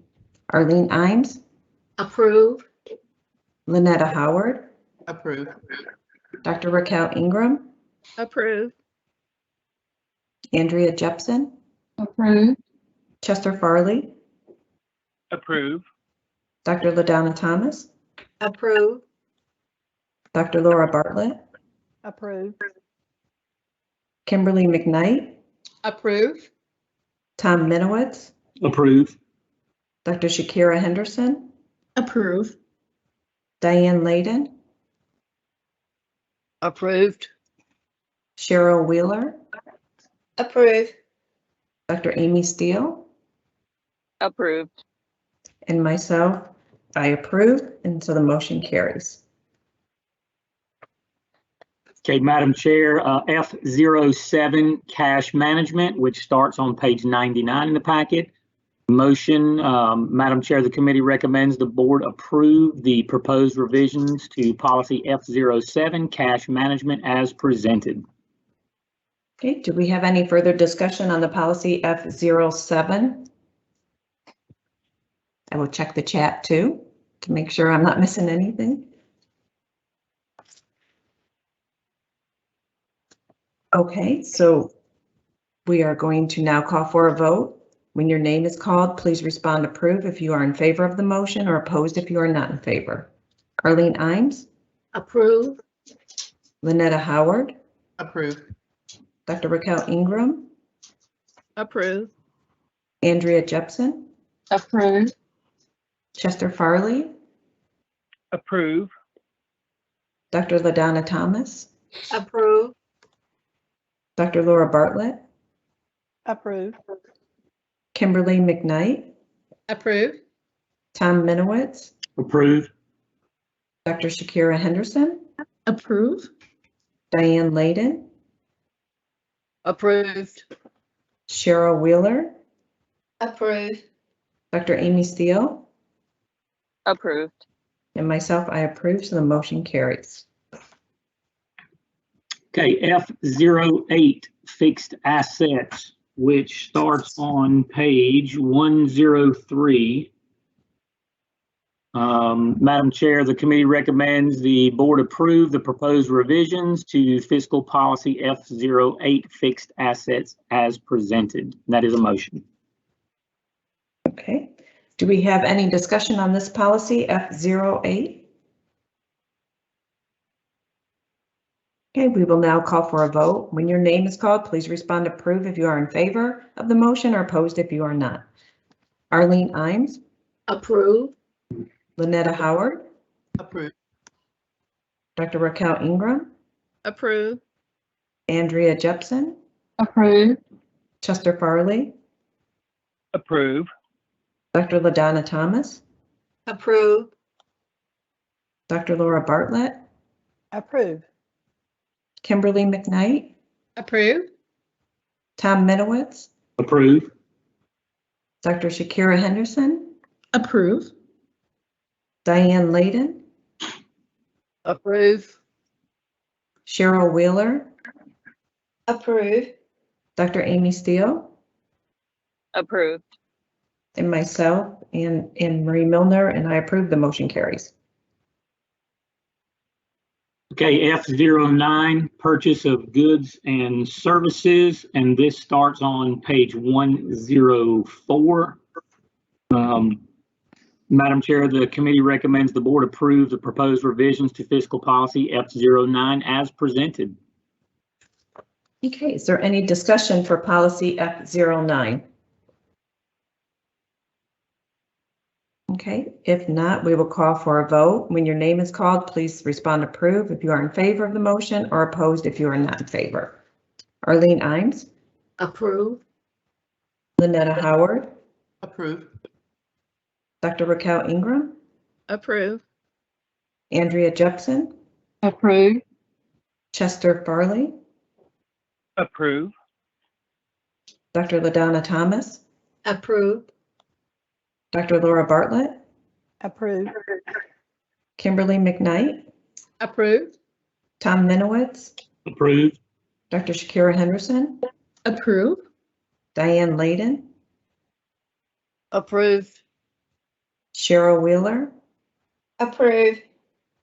Dr. Amy Steele? Approved. And myself, and I approve, so the motion carries. Okay, F10 Relocation Expenses. Madam Chair, the committee, or I'm sorry, let me tell you what page that is on as well. That starts on page 107. Madam Chair, the committee recommends the board approve the proposed revisions to fiscal policy F10 as presented. Okay, do we have any discussion or clarification on policy F10? I have a question, please. This is Raquel. Okay. If there are no highlighted components, does that mean that nothing has changed? That is correct. This, some of these policies are rooted in IRS regulations, so specifically F10. So there has been no change in what's allowable for reimbursement of relocation expenses. Okay, just clarifying. So we still need to go through the voting process, though changes were not made? I would think so, Okay, thank you. since it was presented by the committee. Is there any other questions or clarifications? Okay, we will now call for a vote. If when your name is called, please respond approve if you are in favor, or opposed if you are not in favor. Arlene Imes? Approve. Lynetta Howard? Approve. Dr. Raquel Ingram? Approve. Andrea Jepson? Approve. Chester Farley? Approve. Dr. LaDonna Thomas? Approve. Dr. Laura Bartlett? Approve. Kimberly McKnight? Approve. Tom Minowitz? Approve. Dr. Shakira Henderson? Approve. Diane Layden? Approve. Cheryl Wheeler? Approve. Dr. Amy Steele? Approved. And myself, I approve, so the motion carries. Okay, F11 Risk Management, which starts on page 108.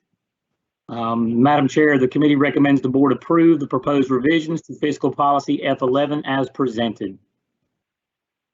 Okay, do we have any discussion or clarification for policy F11? Hearing none, I will call for a vote. When your name is called, please respond approve if you are in favor of the motion, or opposed if you are not in favor of the motion. Arlene Imes? Approve. Lynetta Howard? Approve. Dr. Raquel Ingram? Approve. Andrea Jepson? Approve. Chester Farley? Approve. Dr. LaDonna Thomas? Approve. Dr. Laura Bartlett? Approve. Kimberly McKnight? Approve. Tom Minowitz? Approve. Dr. Shakira Henderson? Approve. Diane Layden? Approved. Cheryl Wheeler? Approved. Dr. Amy Steele? Approved. And myself, and I approve. The motion carries. That's all from the Finance Committee, Madam Chair. Thank you, Tom. Thank you, Gail. Appreciate it. That was a lot, a lot of work. Okay, so the next on our agenda is to recognize Committee Chair Arlene Imes of the Board Governance Committee and recognize the staff liaison, Angela Ellis.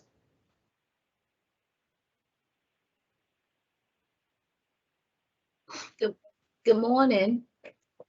First, I'd like to introduce the members of the Governance Committee for 2021, including Chair Ann Milner, Lynetta Howard, Diane Layden, and myself.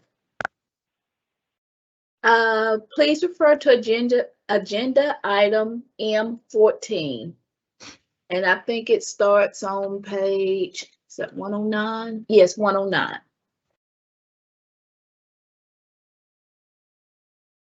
The board assessment survey is conducted annually in October and is completed by board members in their second, third, and fourth year terms in office.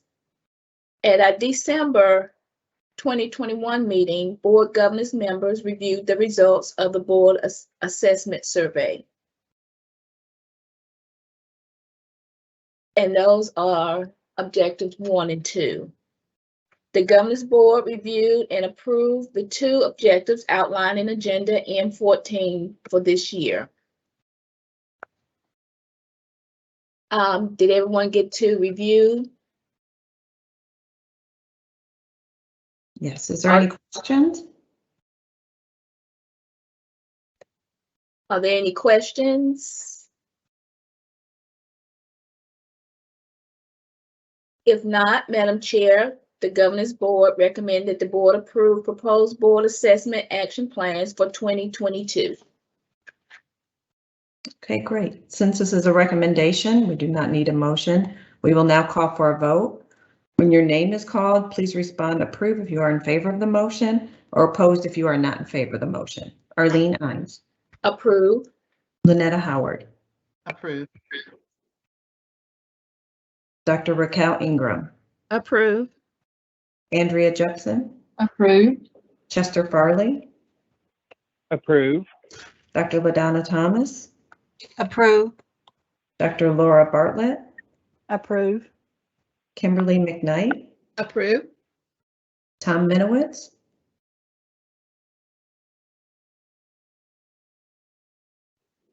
Approved. Okay. Dr. Shakira Henderson. Approve. Diane Layden. Approve. Cheryl Wheeler. Approve. Dr. Amy Steele. Approved. And myself, I approve, so the motion carries. Okay, next we have agenda item M15, and that's on page 110. In accordance with the Board Governance Committee profile, all committee profiles are reviewed every 3 years. Board staff liaison reviewed the profiles and submitted the proposed revision change to governance. After review and discussion, the committee voted and approved the committee profiles as presented and now been brought before the full board for final approval. Madam Chair, it is the recommendation from staff that we discuss and vote on each profile individually. That sounds good. Okay. So we will start with administrative hearings. Yes. The committee is it any discussion or anything? We can call for discussion after your recommendation. Okay. The committee recommends the board approve proposed amendments to administrative hearings profile as presented. Is there any questions or clarifications on the administrative hearing policy and profile? Madam Chair, just a small typo, Mm-hmm. but no discussion. Dr. Ingram, tell us the typo, please. Yes, Madam Chair. Deliberate under duties, responsibilities, and board chair is deliberate. Okay.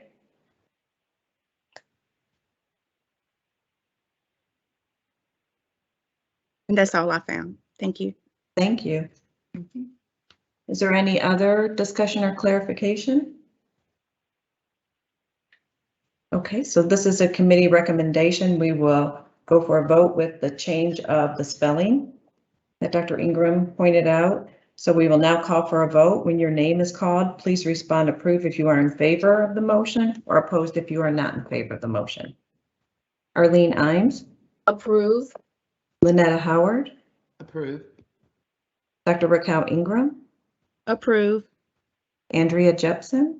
Approve. Chester Farley. Approve. Dr. LaDonna Thomas. Approve. Dr. Laura Bartlett. Approve. Kimberly McKnight. Approve. Tom Minowitz. Approved. Dr. Shakira Henderson. Approve. Diane Layden. Approve. Cheryl Wheeler. Approve. Dr. Amy Steele. Approved. And myself, I approve, so the motion carries. Okay. On page 113.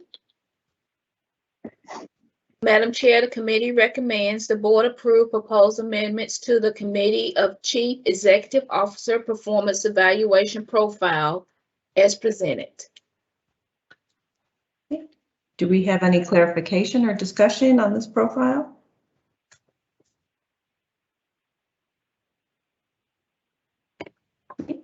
Hearing none, I will call for a vote. When your name is called, please respond approve if you are in favor of the motion or opposed if you are not in favor. Arlene Imes. Approve. Lynetta Howard.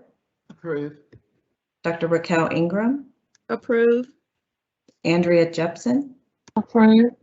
Chester Farley. Approve. Dr. LaDonna Thomas. Approve. Dr. Loretta Bartlett. Approve. Kimberly McKnight. Approve. Tom Minowitz. Approved. Dr. Shakira Henderson. Approve. Diane Layden. Approve. Cheryl Wheeler. Approve.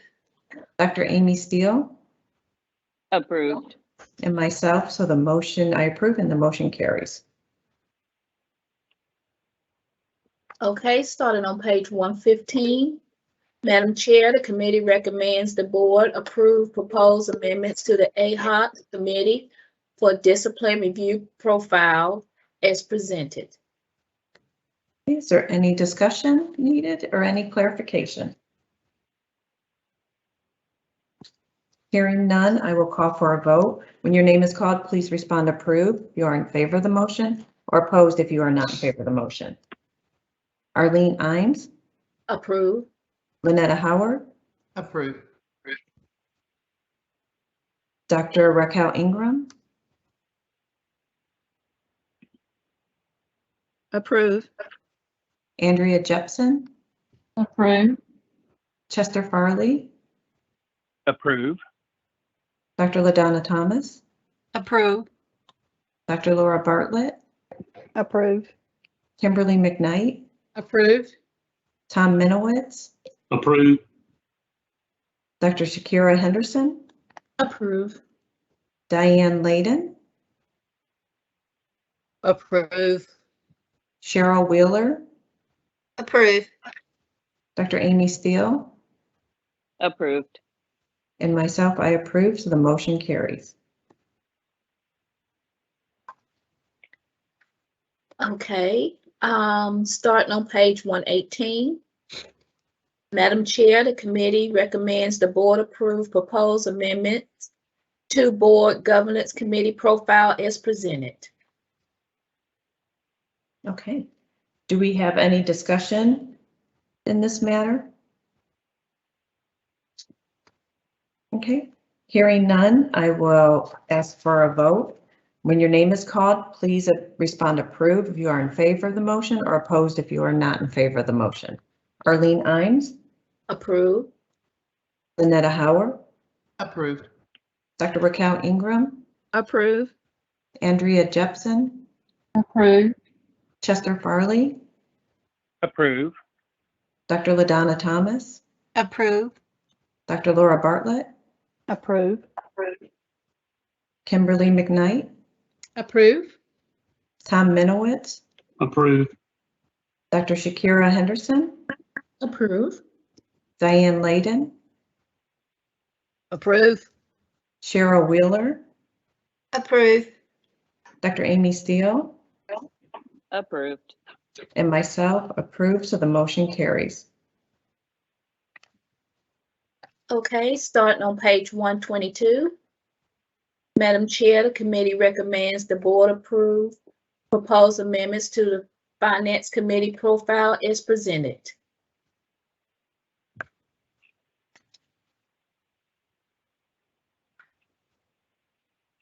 Did we skip one, Arlene? The education and practice on page 120? Okay, let me go back up.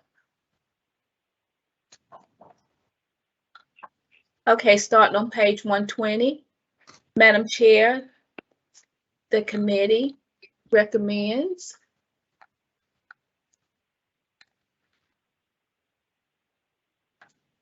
the board approve proposed amendments to the education and practice, as presented.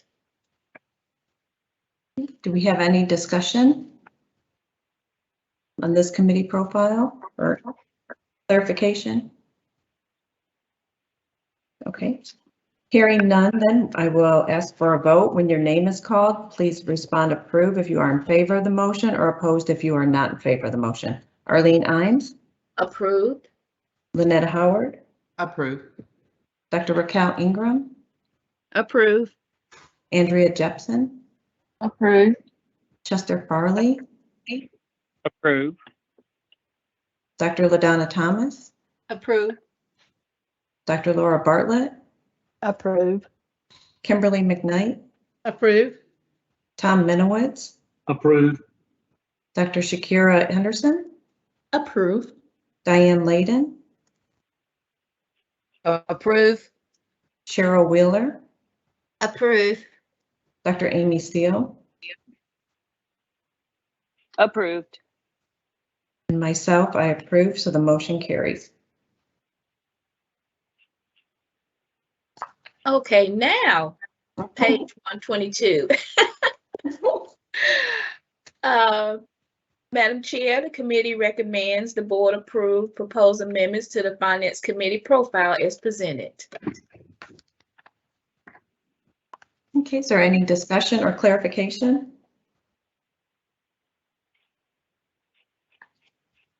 Okay, hearing none, we will ask for a vote.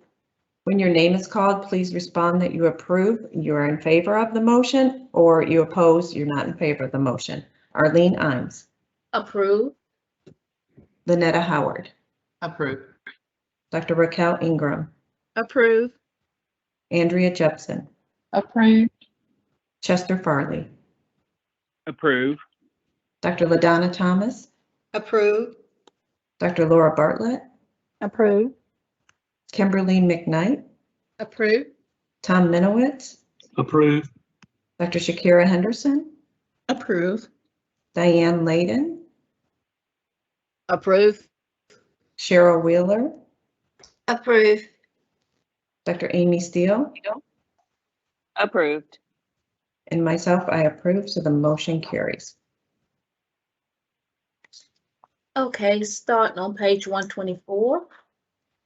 Madam Chair, the committee recommends the board approve proposed amendments to hearing committee profile as presented. Okay. Is there any questions or discussion, clarification for this profile, committee profile? Okay, hearing none, I will now call for a vote. When your name is called, please respond approve if you are in favor of the motion or opposed if you are not in favor of the motion. Arlene Imes. Approve. Lynetta Howard. Approve. Dr. Raquel Ingram. Approve. Andrea Jepson. Approve. Chester Farley. Approve. LaDonna Thomas. Approve. Dr. Laura Bartlett. Approve. Kimberly McKnight. Approve. Tom Minowitz. Approve. Dr. Shakira Henderson. Approve. Diane Layden. Approve. Cheryl Wheeler. Approve. Dr. Amy Steele. Approved. And myself, I approve, so the motion carries. Okay, starting on page 128. Madam Chair, the committee recommends the board approve proposed amendments to joint subcommittee profile as presented. Okay. So for the joint subcommittee, is there any questions or clarifications needed? Okay, hearing none, we will call for a vote. When your name is called, please respond approve if you are in favor of the motion or opposed if you are not in favor of the motion. Arlene Imes. Approve. Lynetta Howard. Approved. Dr. Raquel Ingram. Approve. Andrea Jepson. Approve. Chester Farley. Approve. Dr. LaDonna Thomas. Approve. Dr. Laura Bartlett. Approve. Kimberly McKnight. Approve. Tom Minowitz. Approve. Dr. Shakira Henderson. Approve. Diane Layden. Approve. Cheryl Wheeler, Approve. Dr. Amy Steele, Approved. and myself, I approve, so the motion carries. Okay, Madam Chair, the committee recommends the board approve proposed amendments to the licensure review panel profile as presented. Okay, is there any discussion, clarification that is needed? Hearing none, I would call for a vote. When your name is called, please respond approve if you are in favor of the motion or opposed if you are not in favor of the motion. Arlene Ines, Approve. Lynetta Howard, Approve. Dr. Raquel Ingram, Approve. Andrea Jepson, Approve. Chester Farley, Approve. Dr. LaDonna Thomas, Approve. Dr. Laura Bartlett, Approve. Kimberly McKnight, Approve. Tom Minowitz, Approve. Dr. Shakira Henderson, Approve. Diane Layden, Approve. Cheryl Wheeler, Approve. Dr. Amy Steele, Approved. and myself, I approve, so the motion carries. Okay, on page 132, Madam Chair, the committee recommends the board approve proposed amendments to the nominating committee profile as presented. Is there any discussion or clarification needed for this profile? Okay, hearing none, I will call for a vote. When your name is called, please respond approve if you are in favor of the motion or opposed if you are not in favor of the motion. Arlene Ines, Approve. Lynetta Howard, Approve. Dr. Raquel Ingram, Approve. Andrea Jepson, Approve. Chester Farley, Approve. Dr. LaDonna Thomas, Approve. Dr. Laura Bartlett, Approve. Kimberly McKnight, Approve. Tom Minowitz, Approve. Dr. Shakira Henderson, Approve. Diane Layden, Approve. Cheryl Wheeler, Approve. Dr. Amy Steele, Approved. and myself approve. Motion carries. Okay, the last one on page 134. Madam Chair, the committee recommends the board approve proposed amendments to settlement committee profile as presented. Okay, is there any discussion or clarification needed for this? Okay, hearing none. We will now call for a vote. When your name is called, please respond approve if you are in favor of the motion or opposed if you are not in favor of the motion. Arlene Ines, Approve. Lynetta Howard, Approved. Dr. Raquel Ingram, Approve. Andrea Jepson, Approved. Chester Farley, Approve. Dr. LaDonna Thomas, Approve. Dr. Laura Bartlett, Approve. Kimberly McKnight, Approve. Tom Minowitz, Approve. Dr. Shakira Henderson, Approve. Diane Layden, Approve. Cheryl Wheeler, Approve. Dr. Amy Steele, Approved. and myself, I approve, and the motion carries. Thank you, Arlene, for going through that big packet. So our next one is education and practice summary, but before we do that, can we take a 5-minute break? Certainly. Okay, so we'll be back at 11:18, it looks like, 11:19. Okay, all right, thank you. So we will return now to our agenda, and we are at M16, Education, Practice, and Summary of Activities. And I'd like to recognize the committee chair, Dr. Raquel Ingram, and the staff liaison, Dr. Jennifer Lewis. Thank you, Madam Chair. I would like to start out by recognizing members of the Education and Practice Committee, And those members include myself, Dr. Raquel Ingram as chair, Dr. Anne Marie Milner, Kimberly McKnight, Andrea Jepson, Lynetta Howard, Lori Ann Lewis, and Dr. Laura Bartlett. Our North Carolina Board of Nursing staff liaison is Dr. Jennifer Lewis, and our staff support is Mrs. Tanya Bodie. In January of 2021, the board charged the Education and Practice Committee to review best practices for nursing education program regulation, the related law and rules, and recommend any needed revisions to the North Carolina Board of Nursing Education Rules in 21 NCAC 36-0300, approval of nursing programs to the board. The committee met on March 17, 2021, August 10, 2021, and November 3, 2021 to engage in work needed to meet this charge.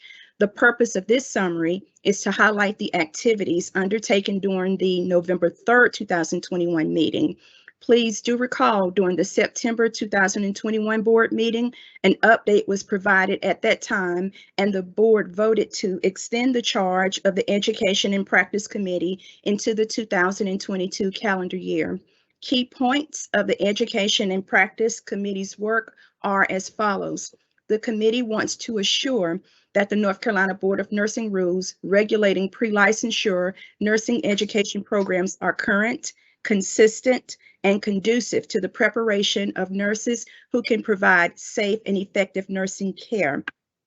During the November 3, 2021 meeting, the committee examined a summative report from testimony given by education, practice, and regulatory stakeholders on the following topics: approval of new and existing nursing education programs, student requirements, including clinical experiences and NCLEX scores, and curriculum requirements. The committee also reviewed a clarification statement from Dr. Lori Bird with the North Carolina Community College System. Also reviewed technical changes to 21 NCAC 36-320 student rules and 21 NCAC 36-321 curriculum rules, and received resource information on academic practice partnerships from the National Council of State Boards of Nursing.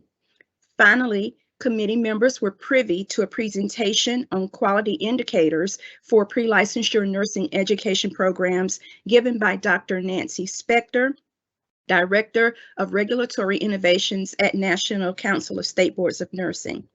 The committee continues working a robust plan to meet the established charge. In this 2022 calendar year, the committee will use the NCSBN, or the National Council State Board of Nursing, model rules to guide discussion regarding possible rule revisions, give consideration to applicable literature and the testimony provided by stakeholders, and direct staff to develop revisions based on the committee's assessments. This concludes the Education and Practice Committee's summary of activities, and we have no recommendations at this time. Madam Chair. Thank you, Dr. Ingram, for that update, and we will move on now to M17 Education Program Activity.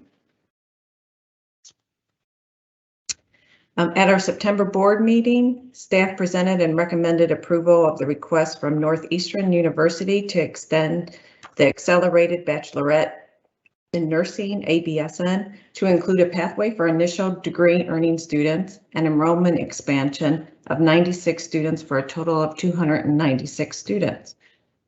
That recommendation was moved and seconded, and during that discussion and prior to the vote, a motion was made and seconded to postpone the question until this January board meeting so that the board could receive more information on the requested extension. Prior to today, staff prepared and provided to the board members requested information. Today, we bring the question back to the board for the vote. The staff recommendation of approval of the extension request having been moved and seconded, and the requested information having been approved, is there any other further discussion in this matter? Madam Chair, I do have a statement, not necessarily a discussion. Just wanted to say that I did review the information with great interest. This is definitely an alternative pathway. However, I do look forward to the outcomes of this pathway. Thank you. Thank you, Dr. Ingram. Is there any other discussion or questions?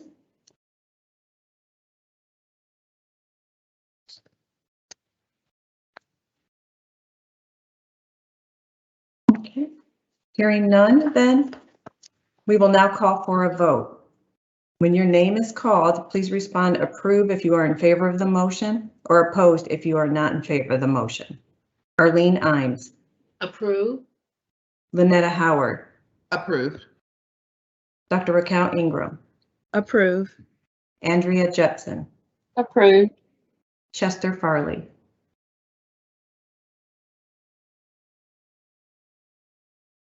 Chester Farley.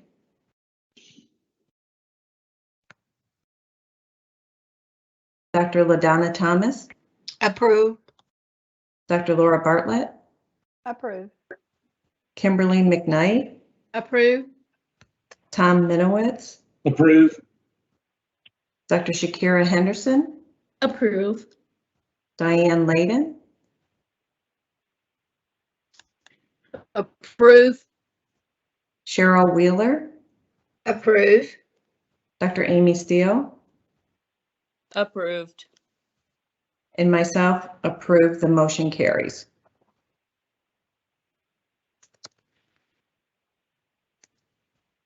Okay. Our next one is Belmont Abbey College Belmont BSN program, and Dr. Lewis will present. Yes, thank you, Madam Chair.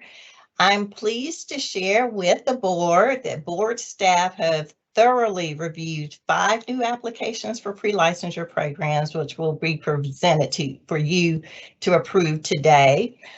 The board approved program directors for each of these programs has been invited to attend today's meeting.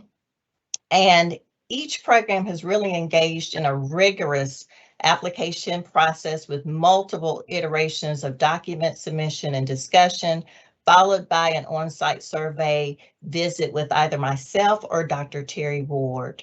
So the resulting board reports and recommendations, starting on page 164 of your packet, truly are representative of the tremendous investment of time, capital, and human resources by the institutions and staff.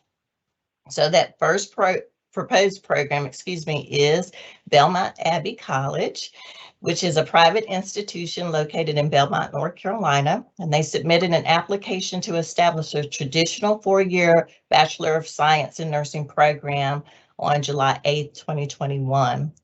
The proposed 4-year BSN program is going to be an 8-semester program admitting a maximum of 80 students beginning in the fall or August 2022, with the first graduating class anticipated in the spring of 2024. The application and subsequent site visit conducted on November 4th of 2021 affirmed that the institution has sufficient learning, financial, and human resources, as well as adequate support services and physical facilities to initiate and sustain the program.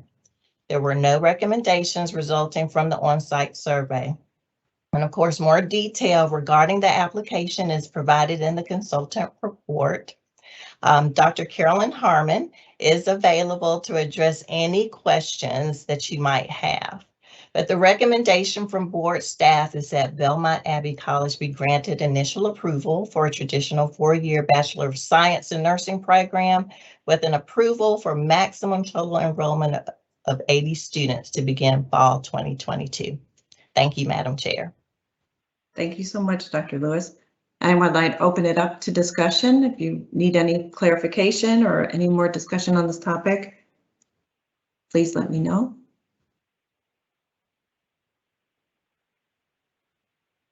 Okay, hearing none, I would ask that you present a motion to approve.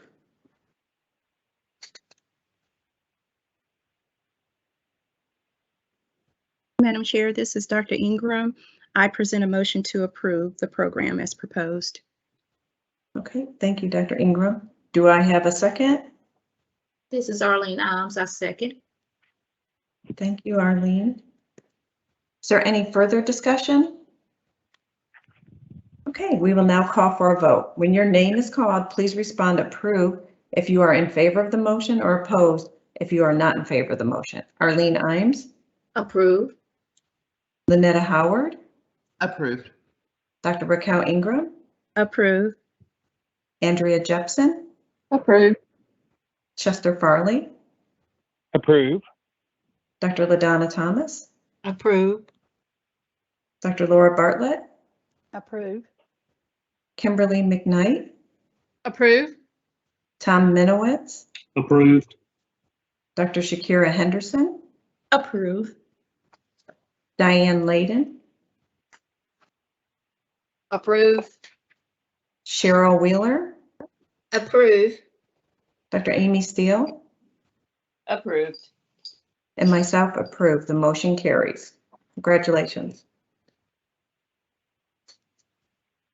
So the next program, Madam Chair, is High Point University, which is a private institution located in High Point, North Carolina. We submitted an application to establish a traditional 4-year Bachelor of Science in Nursing program in late August of 2021. Their proposed 4-year BSN program will be a 5-semester program admitting a max of 100 students in the fall of 2022, with the first graduating class again anticipated for spring of 2024.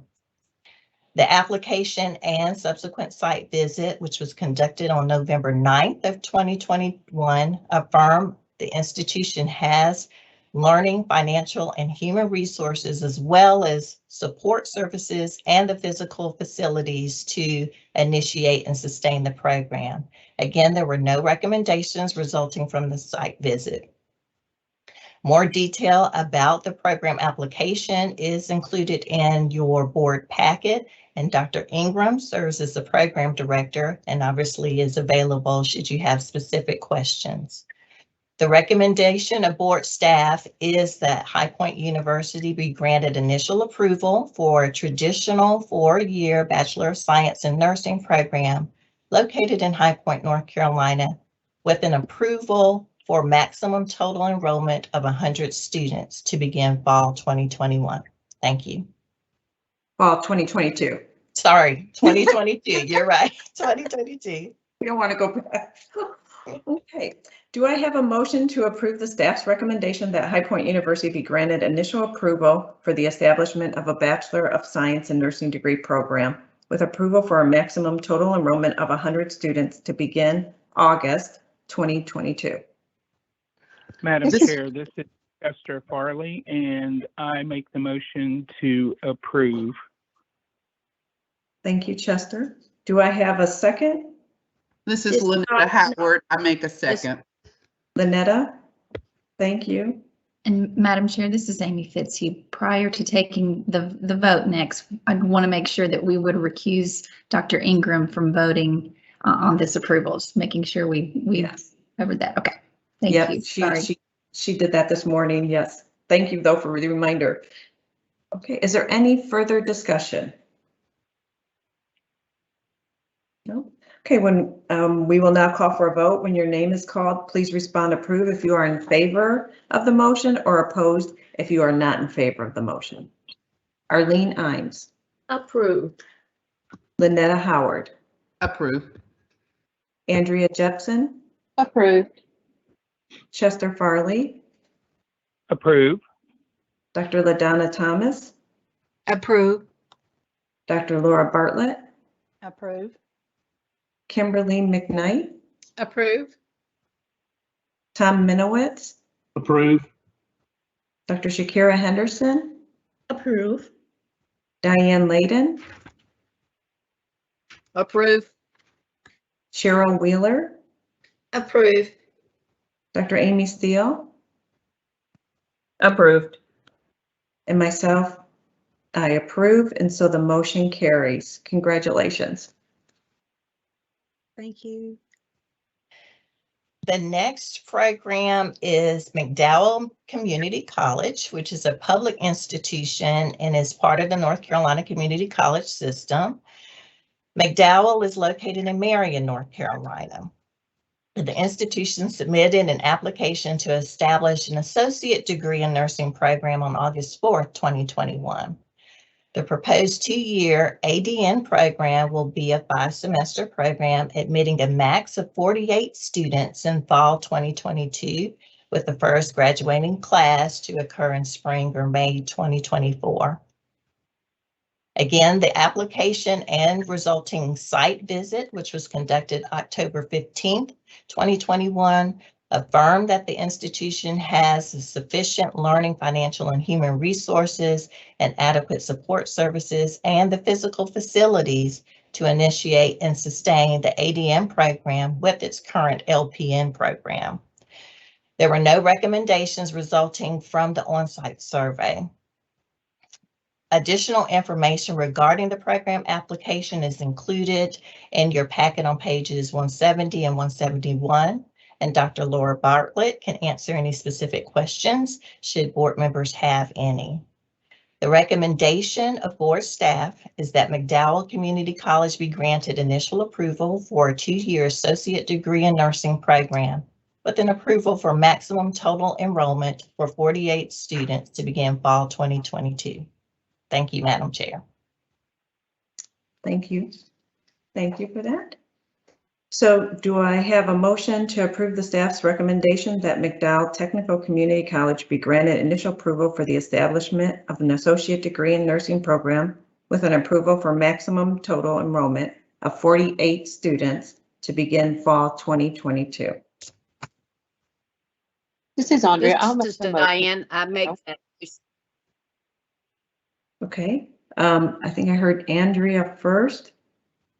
Thank you. And do I have a second? This is Lynetta. I make a motion that we approve. Thank you, Lynetta. Second. Any further discussion? Okay, we will now call for the vote. When your name is called, please respond approve if you are in favor of the motion or opposed if you are not in favor of the motion. Arlene Imes. Approve. Lynetta Howard. Approve. Dr. Raquel Ingram. Approved. Andrea Jepson. Approved. Chester Farley. Approve. Dr. LaDonna Thomas. Approve. Kimberly McKnight. Approve. Tom Minowitz. Approve. Dr. Shakira Henderson. Approve. Diane Layden. Approve. Cheryl Wheeler. Approve. Dr. Amy Steele. Approved. And myself, I approve, so the motion carries. Congratulations. Thank you. Madam Chair, this is Dr. Terry Ward, and I would like to present to you Isothermal Community College from Spindale, North Carolina. Isothermal Community College in Spindale, North Carolina submitted an application to establish an ADN program with an LPN to ADN entry option. The application was received in the Board of Nursing on July the 28th, 2021. The proposed ADN program will be a 5-semester, 2-year program. The LPN to ADN pathway will be a 4-semester program. The college proposes to admit a maximum total of 120 students to the 2-year nursing program and LPN ADN pathway combined. The proposed date for admission to the first class of the nursing program is fall 2022. A site visit was conducted in October of 2022, and there were no recommendations as a result of the survey. The application and the site visit demonstrate evidence of the proposed student population, projected student enrollment, evidence of learning resources to implement and maintain the program, and financial resources adequate to begin the program, as well as current and adequate physical facilities. Dr. Kimberly Amos is available for questions as she is the program director. At this time, the board staff recommends that Isothermal Community College be granted initial approval for an associate degree in nursing program and a licensed practical nurse to associate degree entry option with an approval for a maximum total of 120 students to begin August or fall 2022. Thank you, Madam Dr. Chair. Moore. Thank you. Okay, do I have a motion to approve staff's recommendation that Isothermal Community College be granted initial approval for an associate degree in nursing program and licensed practical nurse associate degree entry option with an approval for a maximum total enrollment of 120 students to begin August 2022? This is Amy Steele. I make a motion to approve the recommendation as presented by Isothermal College. Thank you, Dr. Steele. Do I have a second? This is Arlene Imes. I second. Thank you, Arlene. Any further discussion or questions? No? We will now call for a vote. When your name is called, please respond approve if you are in favor of the motion or opposed if you are not in favor of the motion. Arlene Imes. Approve. Lynetta Howard. Approved. Dr. Raquel Ingram. Approve. Andrea Jepson. Approved. Chester Farley. Approve. Dr. LaDonna Thomas. Approve. Dr. Laura Bartlett. Approve. Kimberly McKnight. Approve. Tom Minowitz. Approve. Dr. Shakira Henderson. Approve. Diane Layden. Approve. Cheryl Wheeler. Approve. Dr. Amy Steele. Approve. And myself, I approve. The motion carries. Congratulations. So the final program that I'd like to present to you today is Mount Olive University. This is a private institution located in Mount Olive, North Carolina, who submitted an application to establish a traditional four-year Bachelor of Science in Nursing program, as well as a fast-track Bachelor of Science program option. The application was submitted July 29, 2021. The proposed four-year BSN program, it will be a four-semester program admitting a maximum of 50 students in August of 2022, with the first graduating class anticipated for May 2024. The proposed fast-track BSN option will also be a four-semester option. However, classes are going to occur in the summer months. And so they're also going to admit a max of 50 students in August of 2022, with the first graduating class occurring December 2023. The application and subsequent site visit conducted on October 21st of 2021 affirmed that the institution has a sufficient learning, financial, and human resources and adequate support services and physical facilities to initiate and sustain both programs. There were no recommendations resulting from the on-site visit. Again, more detail is available in your board packet, and the program director, Dr. Rebecca Niles, is available today should you have questions. The recommendation of board staff is that the University of Mount Olive be granted initial approval for a traditional four-year Bachelor of Science in Nursing program and a fast-track BSN program option, with an approval for maximum total enrollment for 200 students beginning fall 2022, excuse me. Great. Thank you, Dr. Lewis. Do I have a motion to approve the staff's recommendation that the University of Mount Olive be granted the initial approval for the establishment of a Bachelor of Science in Nursing degree program and a fast-track program option with the approval of a maximum total enrollment of 200 students to begin in August 2022?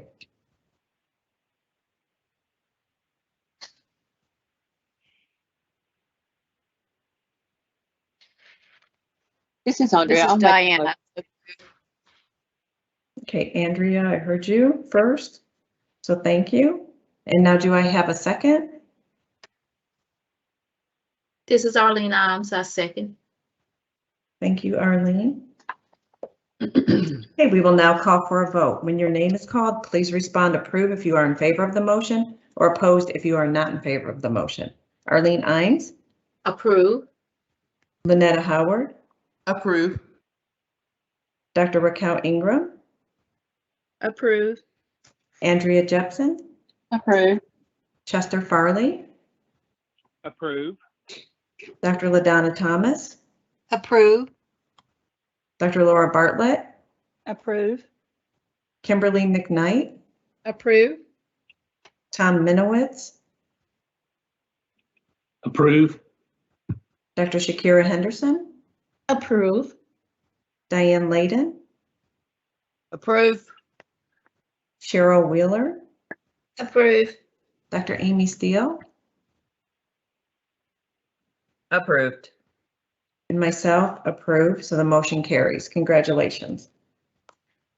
Can I ask Dr. Lewis, now that we've added these programs, Dr. Lewis, what is our total number of pre-licensure programs now? We will have, I think, 138 pre-licensure nursing education programs in North Carolina. 138. Great. Great. That was a lot of programs. Good luck to everyone. Yes. 138. That's great. Okay. So I want to bring a question to the board. Do you want to take a short recess for lunch, or do you want to plow through? We have a few more things to get through today, so I just wanted to see what you all wanted to do. I like to plow through. Okay, Tom votes to plow through. Anybody against that? How many more agenda items do you see? I'm looking at it, but I'm just trying to. We're on M18 and we go to M30. So 18 to 30. I concur with Tom. Yes, okay. Everybody else is good to go? Okay, then we'll move along. Okay, our next agenda item.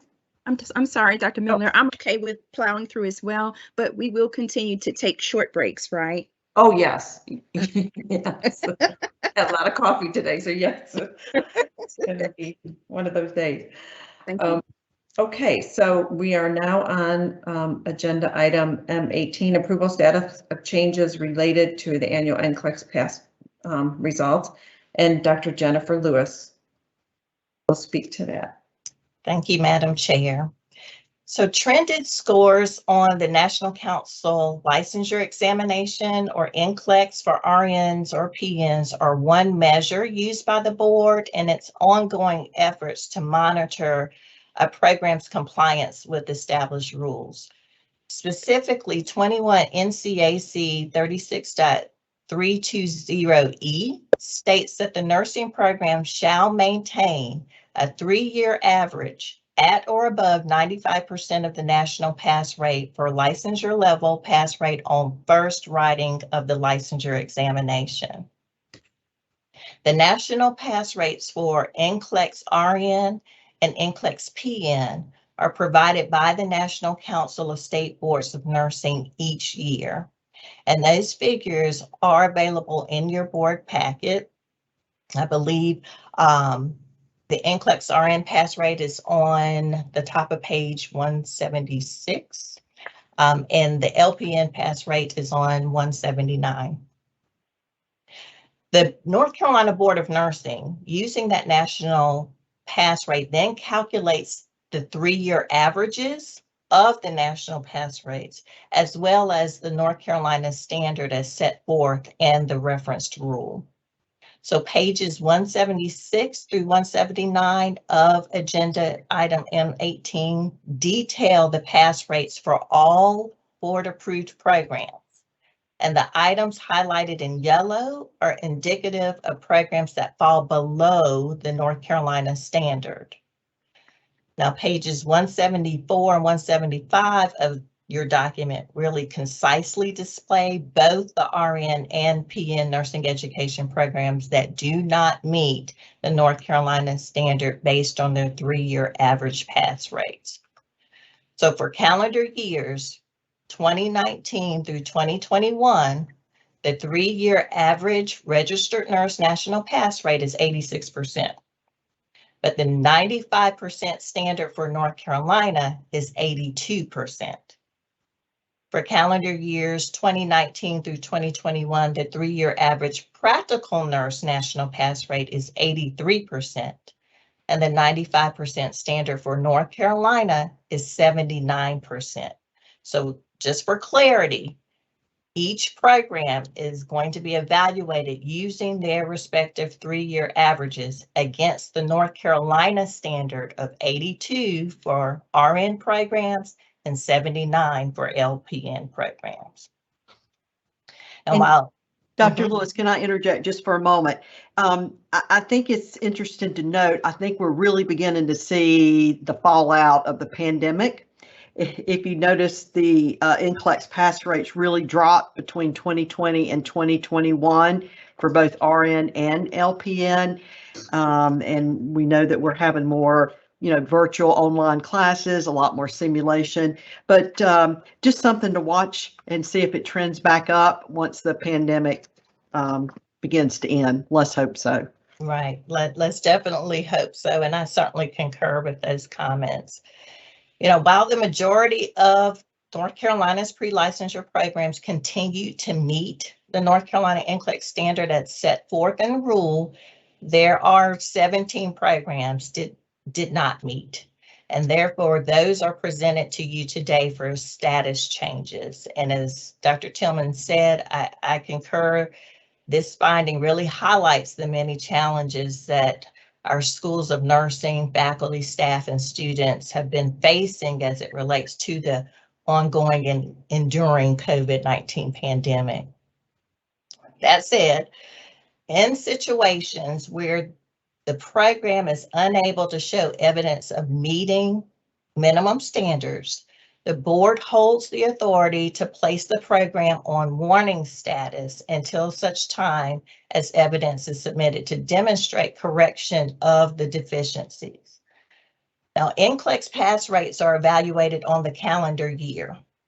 So these 17 programs before you, they'll have until December 31st to show evidence of complying with the rule. Now, for the benefit of those that are listening, I'm going to read through those programs quickly. So we're talking about Catawba College BSN, Lees-McRae College BSN, Mars Hill University BSN, South College BSN, South University BSN, Coastal Carolina Community College ADN, Davidson-Davie Community College ADN, Halifax Community College ADN, Nash Community College ADN, Region A Nursing Consortium ADN, Southwestern Community College ADN, Vance Granville Community College ADN, Wilson Community College ADN, Fayetteville Technical Community College LPN, Guilford Technical Community College LPN, Nash Community College LPN, and Vance Granville Community College LPN. So the recommendation of board staff is that the board approve the status changes related to the annual NCLEX results. Thank you. Do we have any questions or discussion or comments?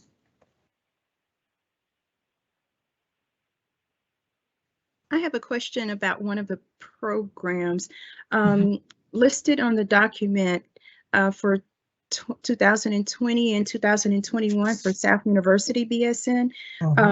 So does that mean that they didn't have a cohort of students, or nobody just took the state boards, or both? That's a good question. So South University elected to forgo admission and enrollment and matriculation of students a couple of years ago.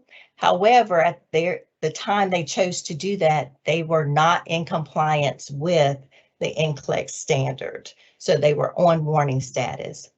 Seeing as they elected to not have students following each calendar year over these past 2 years, we have not been able to assess their ability to come into compliance with the stated rule. Therefore, they're remaining on warning status pending your approval.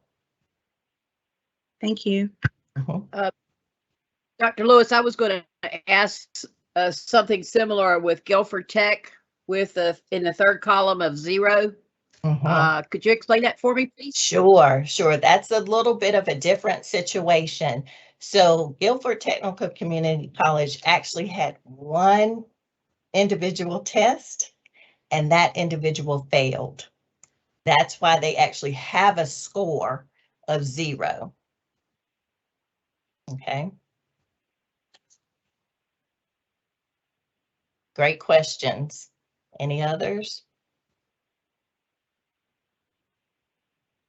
So me again, Dr. Lewis, with South University, do they have students enrolled? And if not, will they just continue until they enroll students? Will they continue on warning status if that's what the vote, if that's the outcome of the vote?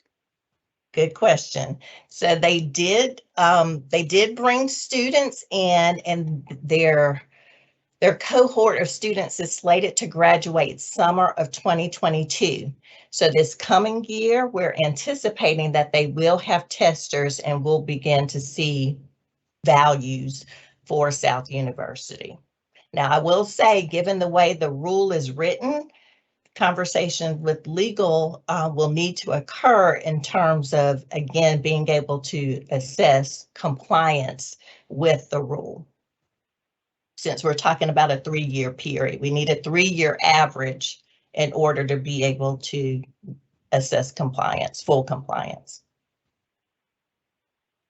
Okay, and my last question is for the programs that are really low, and even if they have a 100 score next year at the end, or this year, at the end of this year, will they just continue on warning status, or what happens to the programs that it is going to take some time for them to come back up to standard? Right. So at the board's prerogative, the board can continue programs on warning status that do not comply with the stated regulation. And certainly we want to see what next year's NCLEX scores are going to look like, keeping in mind that COVID, is persisting. And so the impact to our nursing education programs is very real. That is most relevant in our discussion today, but we want to give them ample time to demonstrate that their students can demonstrate competency on the NCLEX, and then we can reevaluate, and we will do that. We'll bring the programs back before the board should they persist in non-compliance with the stated rule. It will be a board decision what action needs to occur with those programs. Okay, thank you, Dr. Lewis. And I know I said that was my last question, but this one is it, I promise. What type of support does the board offer to these programs, if any? So when programs are non-compliant, particularly with low NCLEX, it's incumbent upon the program to do a self-assessment. We really need them to internalize and look as to why are their students not able to pass NCLEX. So the board requires that they do a self-assessment and submit a performance improvement plan to detail what activities they believe they need to take in order to improve their NCLEX performance. Throughout that process, board staff are in conversations with the program directors and at times the faculty as well, because it really takes that entire team to develop a comprehensive and robust plan. But we also recognize that changes that are made to a curriculum not only take time to implement, but they take time for us to see the results of those changes. And so throughout the year, board staff are in communication minimally on a quarterly basis, but oftentimes much more frequently than that, checking in to see, are you working the plan that you submitted to us? If not, what revisions have been made? Because we do want to support the programs and we want them to be successful. Thank you, Dr. Lewis. And I'm thinking about the next gen too coming up, so that with COVID and next gen. Madam Chair, may I just make a comment in support of Dr. Lewis and what she's reporting out today?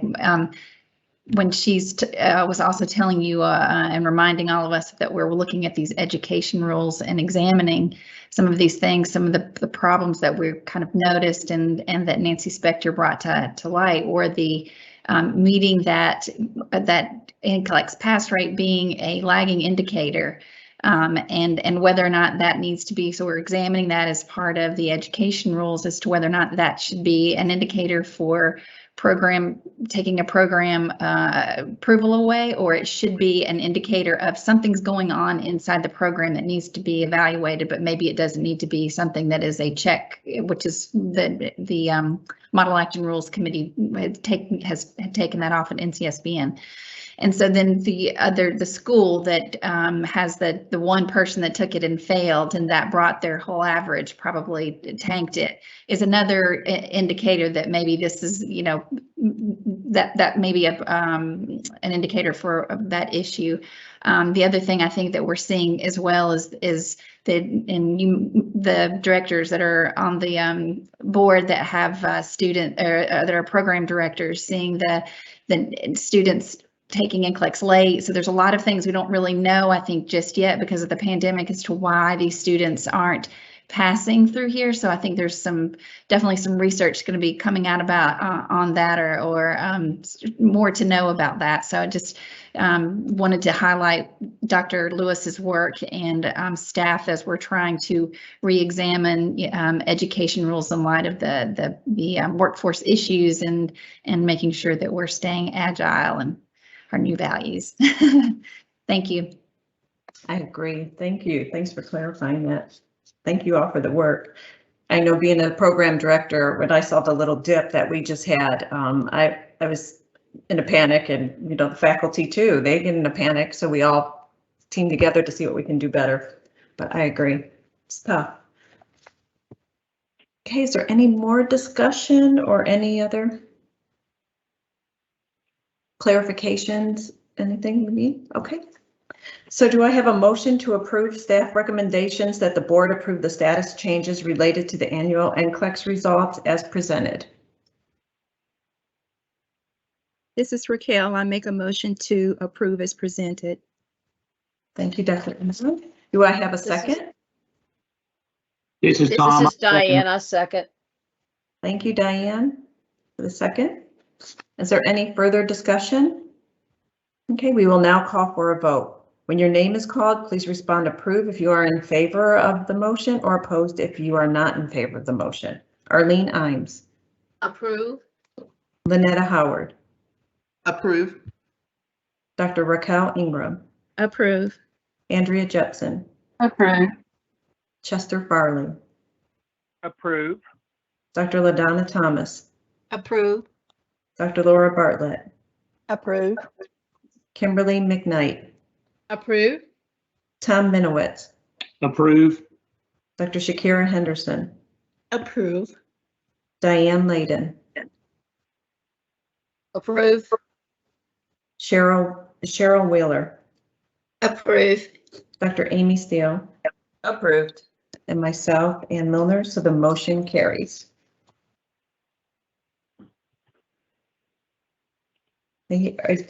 Does anybody need a break right now, or do you want to go on to M19? I can use a quick one. Okay, let's take a 5-minute break. Thank you. Thank you.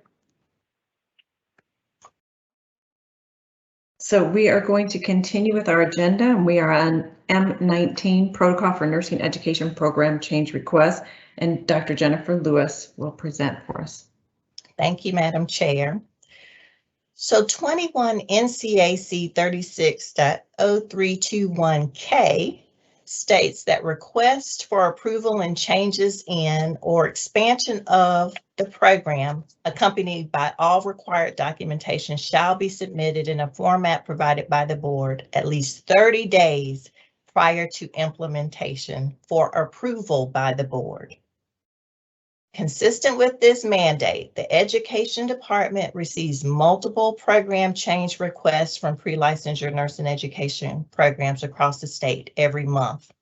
And each request is reviewed by board staff for adherence with established regulations governing pre-licensure programs. That's to ensure that minimum standards that set forth in law and rule are maintained. These requests, which are submitted by the board-approved program director, typically involve substantive changes in program philosophy, mission, objectives, and outcomes that result in reorganization of the curriculum, overall curriculum design revisions, the addition of a new course or deletion of a course, changes in credit hours, changes in the mode of delivery, and so forth. Now, recall from the stated rule that the proposed revisions must be submitted at least 30 days prior to proposed implementation. But given the board meets 3 times a year, board staff have found it challenging to respond to those requested changes, given that approval by the board is needed. So to expedite our ability to review and respond to requested program changes, staff created a protocol that enables education staff through delegated authority from you all as the collective board to review program changes and grant either an approval or denial of that requested change within a more timely manner that would be consistent with the referenced rule. So recognizing the need for the protocol, internal staff, including myself, Dr. Sarah Griffith, and Amy Fitzhugh, developed the protocol that's in your board packet on pages 181 and 182. And board staff recommend that you approve the protocol for nursing education program change request as presented. Thank you, Madam Chair. Okay, so do I have a motion to approve staff's recommendation that the board accept and approve the nursing education program change request protocol?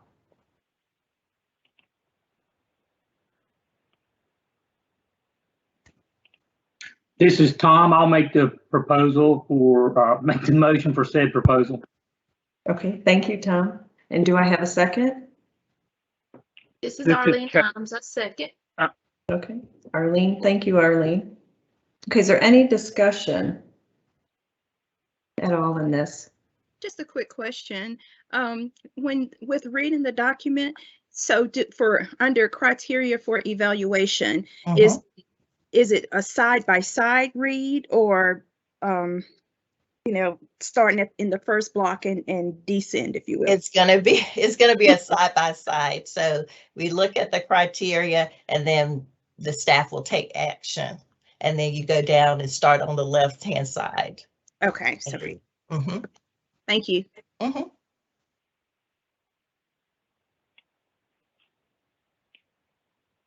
Is there any other questions or clarifications that is needed? I think this is great being from a program director. I think this is a great, yes.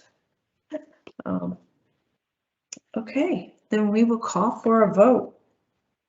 We will now call for a vote. When your name is called, please respond approve if you are in favor of the motion or opposed if you are not in favor of the motion. Arlene Imes. Approve. Zanetta Howard. Approve. Dr. Raquel Ingram. Approve. Andrea Jepson. Approved. Chester Farley. Approve. Dr. LaDonna Thomas. Approve. Dr. Laura Bartlett. Approve. Kimberly McKnight. Approve. Tom Minowitz. Approved. Dr. Shakira Henderson. Approved. Diane Layden. Approve. Cheryl Wheeler, Approve. Dr. Amy Steele, Approved. and me, myself, Ann Miller, I approve and motion carries. Thank you. Thank you. Okay, next on our agenda is the APRN, and I'd like to recognize Melanie Mabry. I'm sorry if I mispronounced your name. Advanced Thank you, Practice Madam Nursing. Chair. It's Mabry, but that's Mabry. Thank you. So the item before the board today is regarding changing the rule for clinical nurse specialists. Clinical nurse specialists in North Carolina have been able to be approved without national certification, and the CNS must submit evidence that's equivalent to the national certification if no certifications available in their specialty. The portfolio process was used to be able to present that evidence. We have not received a portfolio since August of 2020. These rules were put in place in effective July 1st of 2015. And at that point, we started seeing many applications with portfolio, and we've just not seen any more recently. We would like to see this aligned for the APRNs with the other APRN roles of the Certified Registered Nurse Anesthetist, the Certified Nurse Midwife, and the Certified Nurse Practitioner, so that the clinical nurse specialist would be required to have that certification. The accreditation, certification, education programs have aligned with the APRN consensus model, and as you all know, we, from a regulatory standpoint, have not been able to align completely with that, given need for modernization of the laws and rules in order to do that with the SAVE Act that Catherine mentioned earlier today. So based on this information and moving us along that pathway of having that national certification as a requirement, the staff recommends that the board approve the proposed amendments to the rules to eliminate the portfolio route for new clinical nurse specialist recognition and align with the requirements for the other 4 APRN roles, and direct staff to proceed with the rulemaking process. Great, thank you. Do I have a motion to approve staff's recommendation to approve the proposed changes to the 21 NCAC 36.0228 clinical nurse specialist practice as presented? This is Raquel. I recommend that that proposal is accepted as presented. Okay, thank you. This is LaDonna. I second. LaDonna, thank you, LaDonna. Is there any further discussion or clarification needed? Okay, hearing none, I will call for a vote. When your name is called, please respond and approve if you are in favor of the motion, or opposed if you are not in favor of the motion. Arlene Imes? Approve. Lynetta Howard? Approve. Dr. Raquel Ingram? Approve. Andrea Jepson? Approve. Chester Farley? Approve. Dr. LaDonna Thomas? Approve. Dr. Laura Bartlett? Approve. Kimberly McKnight? Approve. Tom Minowitz? Approve. Dr. Shakira Henderson? Approve. Diane Layden? Approve. Cheryl Wheeler? Approve. Dr. Amy Steele? Approved. And myself, I approve, so the motion carries. Okay, Melanie has the next M21 new position statement for APRN scope of practice. Yes, thank you again, Madam Chair. So for the scope of practice, this is the issue is that we do not have a position statement. There is definitely a need for this, not only for the APRNs, but for nurse leaders, for employers, for healthcare organizations, for physicians who are supervising the nurse practitioners and midwives where supervision is required. And so it's probably the #1 call that I get is, is this within my scope? And trying to provide those people calling with some steps and facilitate the communication of how do you look at your scope of practice or the individual APRN scope of practice and know that this is within their scope of practice or it may not be within their scope of practice. Just an opportunity to provide that guidance. So our recommendation is the board accept and approve the APRN scope of practice position statement, and staff will make it available on the website. Okay, great. Thank you. Do I have a motion to approve the staff's recommendation of the APRN scope of practice position statement as presented? This is Andrea. Chester, I'll make a motion. Chair. I will Andrea? make Is that Andrea? Yes, Okay. it is. Thank you. Okay, do I have a second? This is Chester. I'll second that motion. Thank you, Chester. Okay, any further discussion or clarification needed? Okay, we will now call for a vote. When your name is called, please respond approve if you are in favor of the motion, or opposed if you are not in favor of the motion. Arlene Imes. Approve. Lynetta Howard. Approve. Dr. Raquel Ingram. Approve. Andrea Jepson. Approve. Chester Farley. Approve. Dr. LaDonna Thomas. Approve. Dr. Laura Bartlett. Approve. Kimberly McKnight. Approve. Tom Minowitz. Approve. Dr. Shakira Henderson. Approve. Diane Layden. Approve. Cheryl Wheeler. Approve. Dr. Amy Steele. Approved. And myself, I approve, so the motion carries. Thank you. Okay. Next on our agenda is the ad hoc for discipline review committee, and I'd like to recognize committee member Chester Farley and staff liaison Meredith Paris. Thank you, Madam Chair. First, I would like to recognize members of the committee, which included Lori Lewis, LPN. She was the acting chair. Myself, RN staff member, and Arlene Imes, LPN member. The Ad Hoc Discipline Review Committee met on November 9th, 2021. The committee reviewed 8 disciplinary protocols. These protocols address criminal convictions, reinstatement, recidivism, and practice violations to streamline and provide consistent responses to licenses, improve efficiencies of staff, and align with current laws. And at this time, I want to recognize Meredith Paris, Senior Staff Attorney, to present the individual protocols on behalf of the committee. Thank you, Mr. Farley and members of the Ad Hoc Committee. I want to start with agenda item M23. And before I address each protocol individually, I did want to remind staff that as we go through these are very similar to the education protocol that you just heard.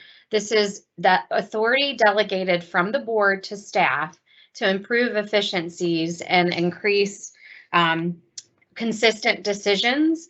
Staff looked at past trends over the preceding few years, along with the current laws that have been updated in the past few years. And a lot of these are newer protocols, but are putting pen to paper, really, what we've been doing with your authority and looking at LRP. So with that, I will look at M23. This is the criminal convictions protocol that was presented to the committee. This protocol is consistent with the Nursing Practice Act, the Nurse Licensure Compact, the factors addressed that we're required to address by law when issuing a license and a licensee or applicant has a criminal conviction, and the national trend to look beyond simply the conviction, but at the underlying facts of the case. The staff will consider to investigate, and if there are any questions about the fitness to move forward, they will be presented to the board for further consideration.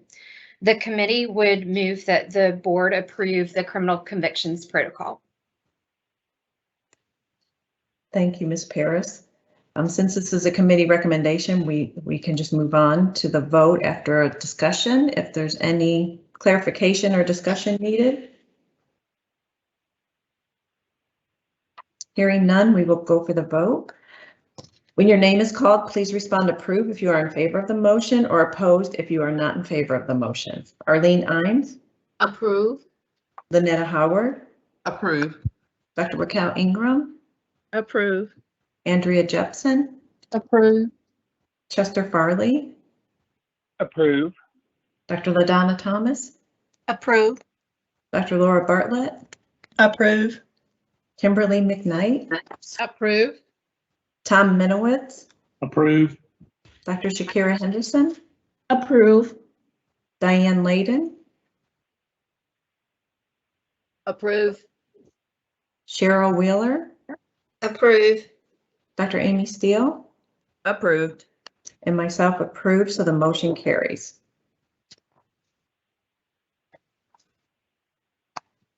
Okay. Moving on to the next item, Madam Chair and members of the board, is M24, the recidivism sanctioning guidelines. This protocol was reviewed by the committee and offered by staff. It follows the progressive action discipline policy of the board and looks at minimum suspension sanctions if a licensee has already been suspended for a practice or drug-related issue. So having looked at M24, we would ask that the board approve the recidivism protocol. Okay, since this is a committee recommendation, we do not need a second. The committee recommends the board accept the recidivism sanctioning guidelines protocol as presented. Is there any discussion or clarification that is needed? Was that somebody? No? Okay, we will now call for a vote. When your name is called, please respond approve in favor of the motion or opposed if you are not in favor of the motion. Arlene Imes. Approve. Lynetta Howard. Approve. Dr. Raquel Ingram. Approve. Andrea Jepson. Approved. Chester Farley. Approve. Dr. LaDonna Thomas. Approve. Dr. Laura Bartlett. Approve. Kimberly McKnight. Approve. Tom Minowitz. Approve. Dr. Shakira Henderson. Approved. Diane Layden. Approve. Cheryl Wheeler. Approve. Dr. Amy Steele. Approved. And myself approve, so the motion carries. Thank you, Madam Chair. Moving right along to the next protocol, item number M25, the Expedited Licensure Review Process Protocol. This protocol was introduced to the committee by staff, which was in consultation with our licensure department, regulatory compliance, and also the chief legal officer. Staff will continue to look at the facts of each case, but these are for certain prescriptive scenarios where staff may issue a license or grant an extension of probationary conditions. This protocol was also developed looking at the past case histories and hopefully will reduce the number of licensees coming before the panel when the past histories indicated that the licensees will be granted a license, and if so, under what conditions. So with that, the committee would move and ask the board to approve the expedited licensure review process. Okay, Ms. Paris, I do have a question. Yes. So working with the students, some of them are concerned about their past criminal history. So they want to know, if they would be approved. I know we talked about that before, that they would give a, do you guys remember that we were going to do? Are we still doing that the students could come to you? I can speak to that, Madam Chair. 93B, there was an addition to 93B that requires all occupational licensing boards now to, when asked, provide what's called a predetermination of licensure. It used to be that we were only doing the board only made those determinations once an applicant was ready to apply for a license. And the legislature changed that a few years ago, and there is a provision now that allows for students, and they can do it at any point. They don't have to be an applicant. It can be prior to go to nursing school. It can be while they're in nursing school, to ask for a predetermination. And what the law provides that either a committee of the board or the chief executive officer makes those determinations. And a few years ago, the board voted that the CEO would be responsible for that along with the CLO. And so they will send us a petition signed asking for this predetermination, and they have to provide to us a copy of their FBI criminals. It's called an identity. Oh gosh, I'm not gonna remember what it's called. It's not a CBC because unfortunately when the legislature did this, they did not also give the SBI the ability to do a CBC on these folks. So they actually go in and get their own personal FBI report, which is not based on fingerprinting, it's based on their date of birth and so forth.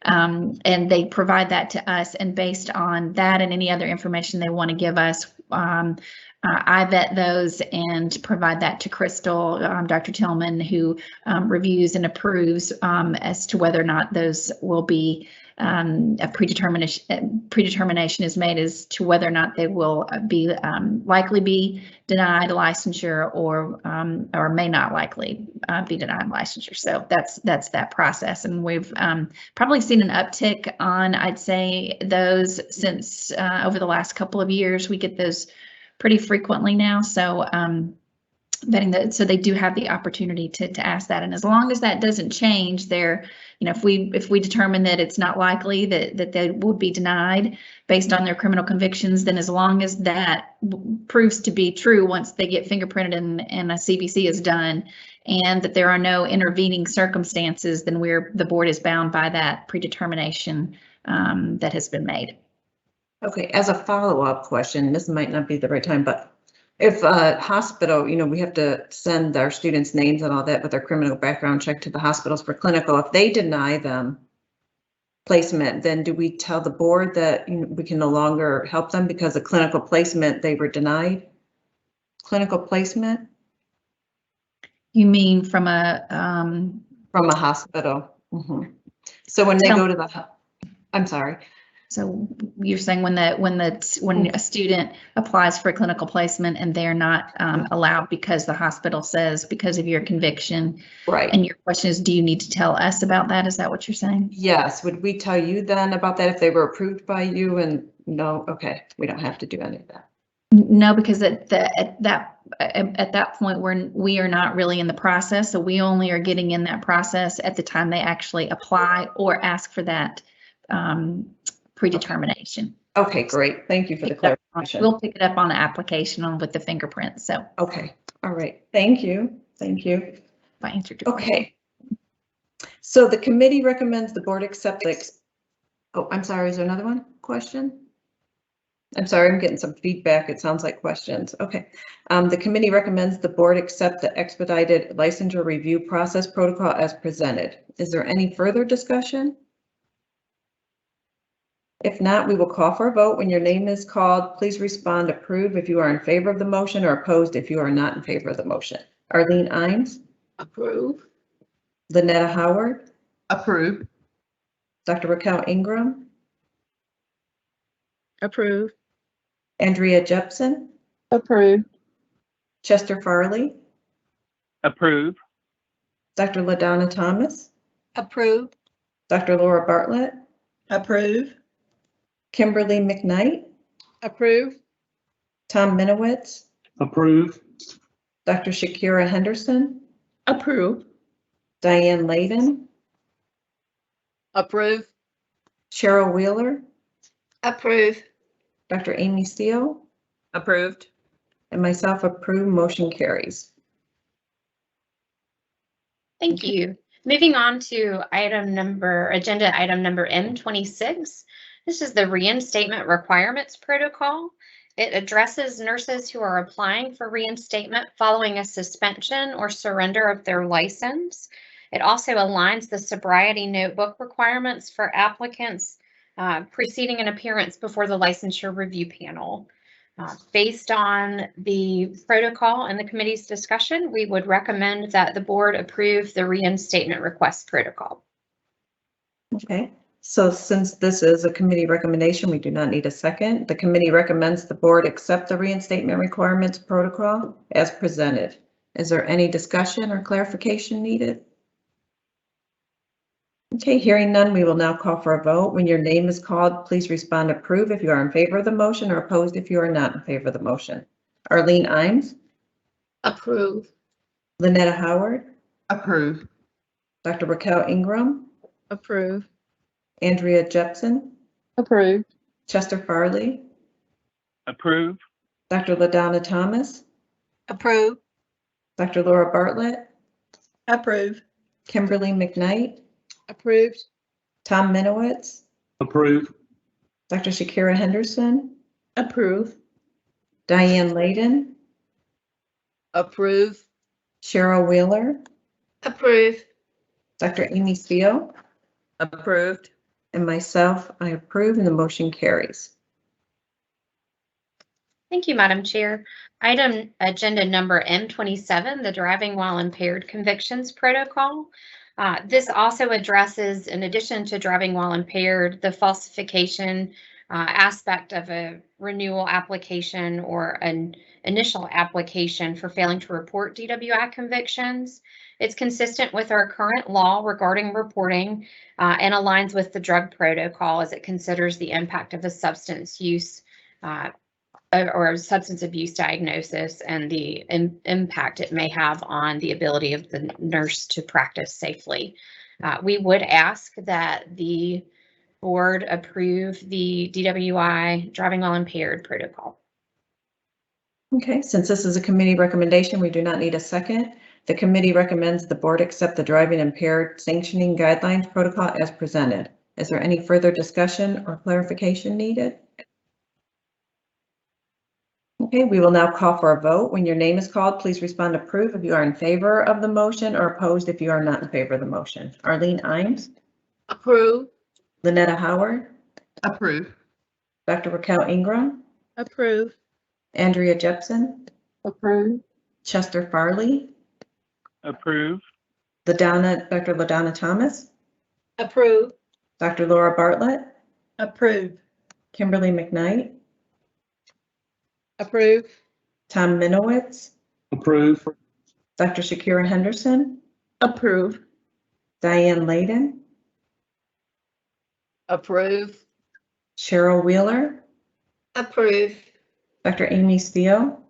Approved. And myself approve, so the motion carries. Thank you, Dr. Milner. Agenda item number M28. This is an amendment to a current existing protocol with respect to expedited letters of concern.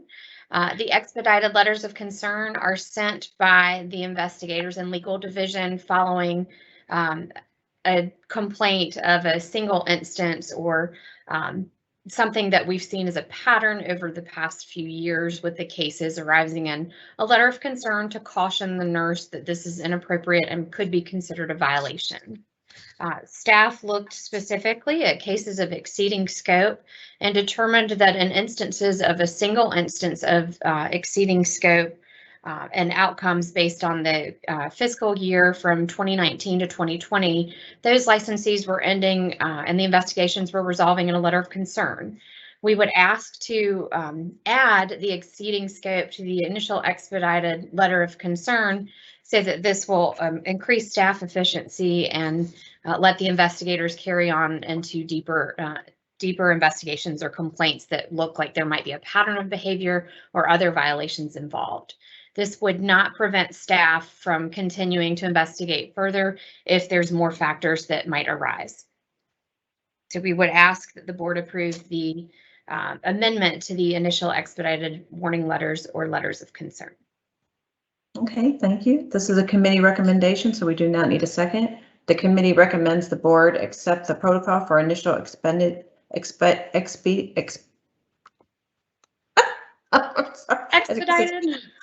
It's been a long day. Expedited warning letters as presented. Any further discussion? Okay, we will now call for a vote. When your name is called, please respond approve if you are in favor of the motion or opposed if you are not in favor of the motion. Arlene Imes? Approve. Lynetta Howard? Approve. Dr. Raquel Ingram? Approve. Andrea Jepson? Approve.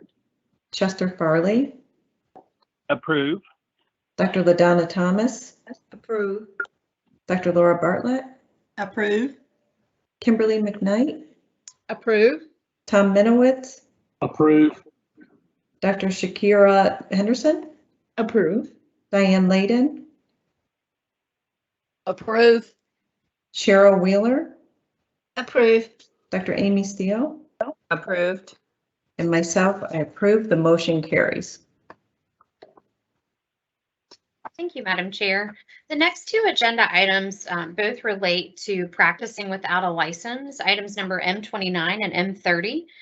The difference between M29 and M30 is whether the licensee is North Carolina licensee and already has a North Carolina license, or whether they've come to North Carolina and are seeking endorsement, and we find out during some course of the application process that they have been practicing in North Carolina without a license. So in looking at agenda item M29, this is for North Carolina nurses applying for reinstatement. It typically arises where we've seen the applicant apply and indicate that they've been working for a certain period of time while their license has been expired. This would direct staff how to respond to those cases. And again, the data is collected from previous cases that have been issued by staff and by the board.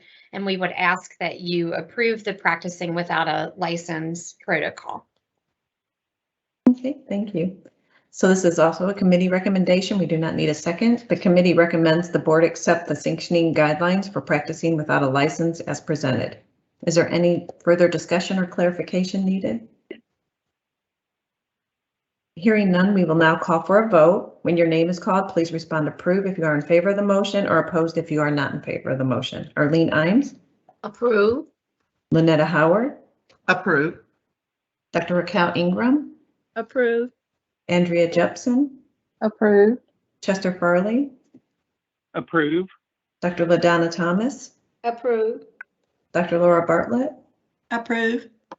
Kimberly McKnight? Approve. Tom Minowitz? Approve. Dr. Shakira Henderson? Approve. Diane Layden? Approve. Cheryl Wheeler? Approve. Dr. Amy Steele? Approved. And myself, I approve. The motion carries.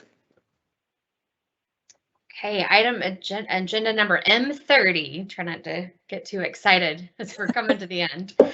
This is for the endorsement applicants that I referred to just a minute ago who have been deemed to have been practicing without a license. In addition to the timeframes that are listed in the protocol, staff will also consider any circumstances that the applicant relied on and what notice they were given by their employer or their primary state of residence as to when their license has expired or been deemed inactive, and if that had any impact on how long or why they were practicing without a license in North Carolina. We would ask that the board approve the practicing without a license endorsement applicants protocol. Okay, thank you. This is a committee recommendation. We do not need a second. The committee recommends the board accept the practicing without a license endorsement protocol as presented. Is there any further discussion or clarification needed? Okay, hearing none, we will now call for the vote. When your name is called, please respond approve if you are in favor of the motion or opposed if you are not in favor of the motion. Arlene Imes? Approve. Lynetta Howard? Lynetta Howard? Approve. Dr. Raquel Ingram? Approve. Andrea Jepson? Approved. Chester Farley? Approve. Dr. LaDonna Thomas? Approve. Dr. Laura Bartlett? Approve. Kimberly McKnight? Approve. Tom Minowitz? Approve. Dr. Shakira Henderson? Approve. Diane Layden? Approve. Cheryl Wheeler? Approve. Dr. Amy Steele? Approved. And myself, I approve, so the motion carries. Thank you very much, Dr. Milner and board members. This will help improve staff efficiencies greatly and increase our consistency in decisions. Very much appreciate it. Thank you. Okay, executive session is to be determined. So is that you, Crystal? It says refer to the CEO and legal counsel. Is that you, Right. Amy? I'm sorry. That would be me. I don't have anything to report to you guys today, so you don't have to go into closed session with me. Oh, good. Thank you. Okay, so I need a motion and a second for the meeting to be adjourned. Do I have a motion? This is Tom. I'll make a motion that we adjourn the meeting. Okay, thank you, Tom. Do I have a second? This is Arlene Imes, I second. Thank you, Arlene. All in favor, say yes. Yes. Yes. Yes. Yes. Yes. Yes. Yes. Okay, the board has to stay on though, because we have to do the debriefing real quick. I promise. Thank you, everybody.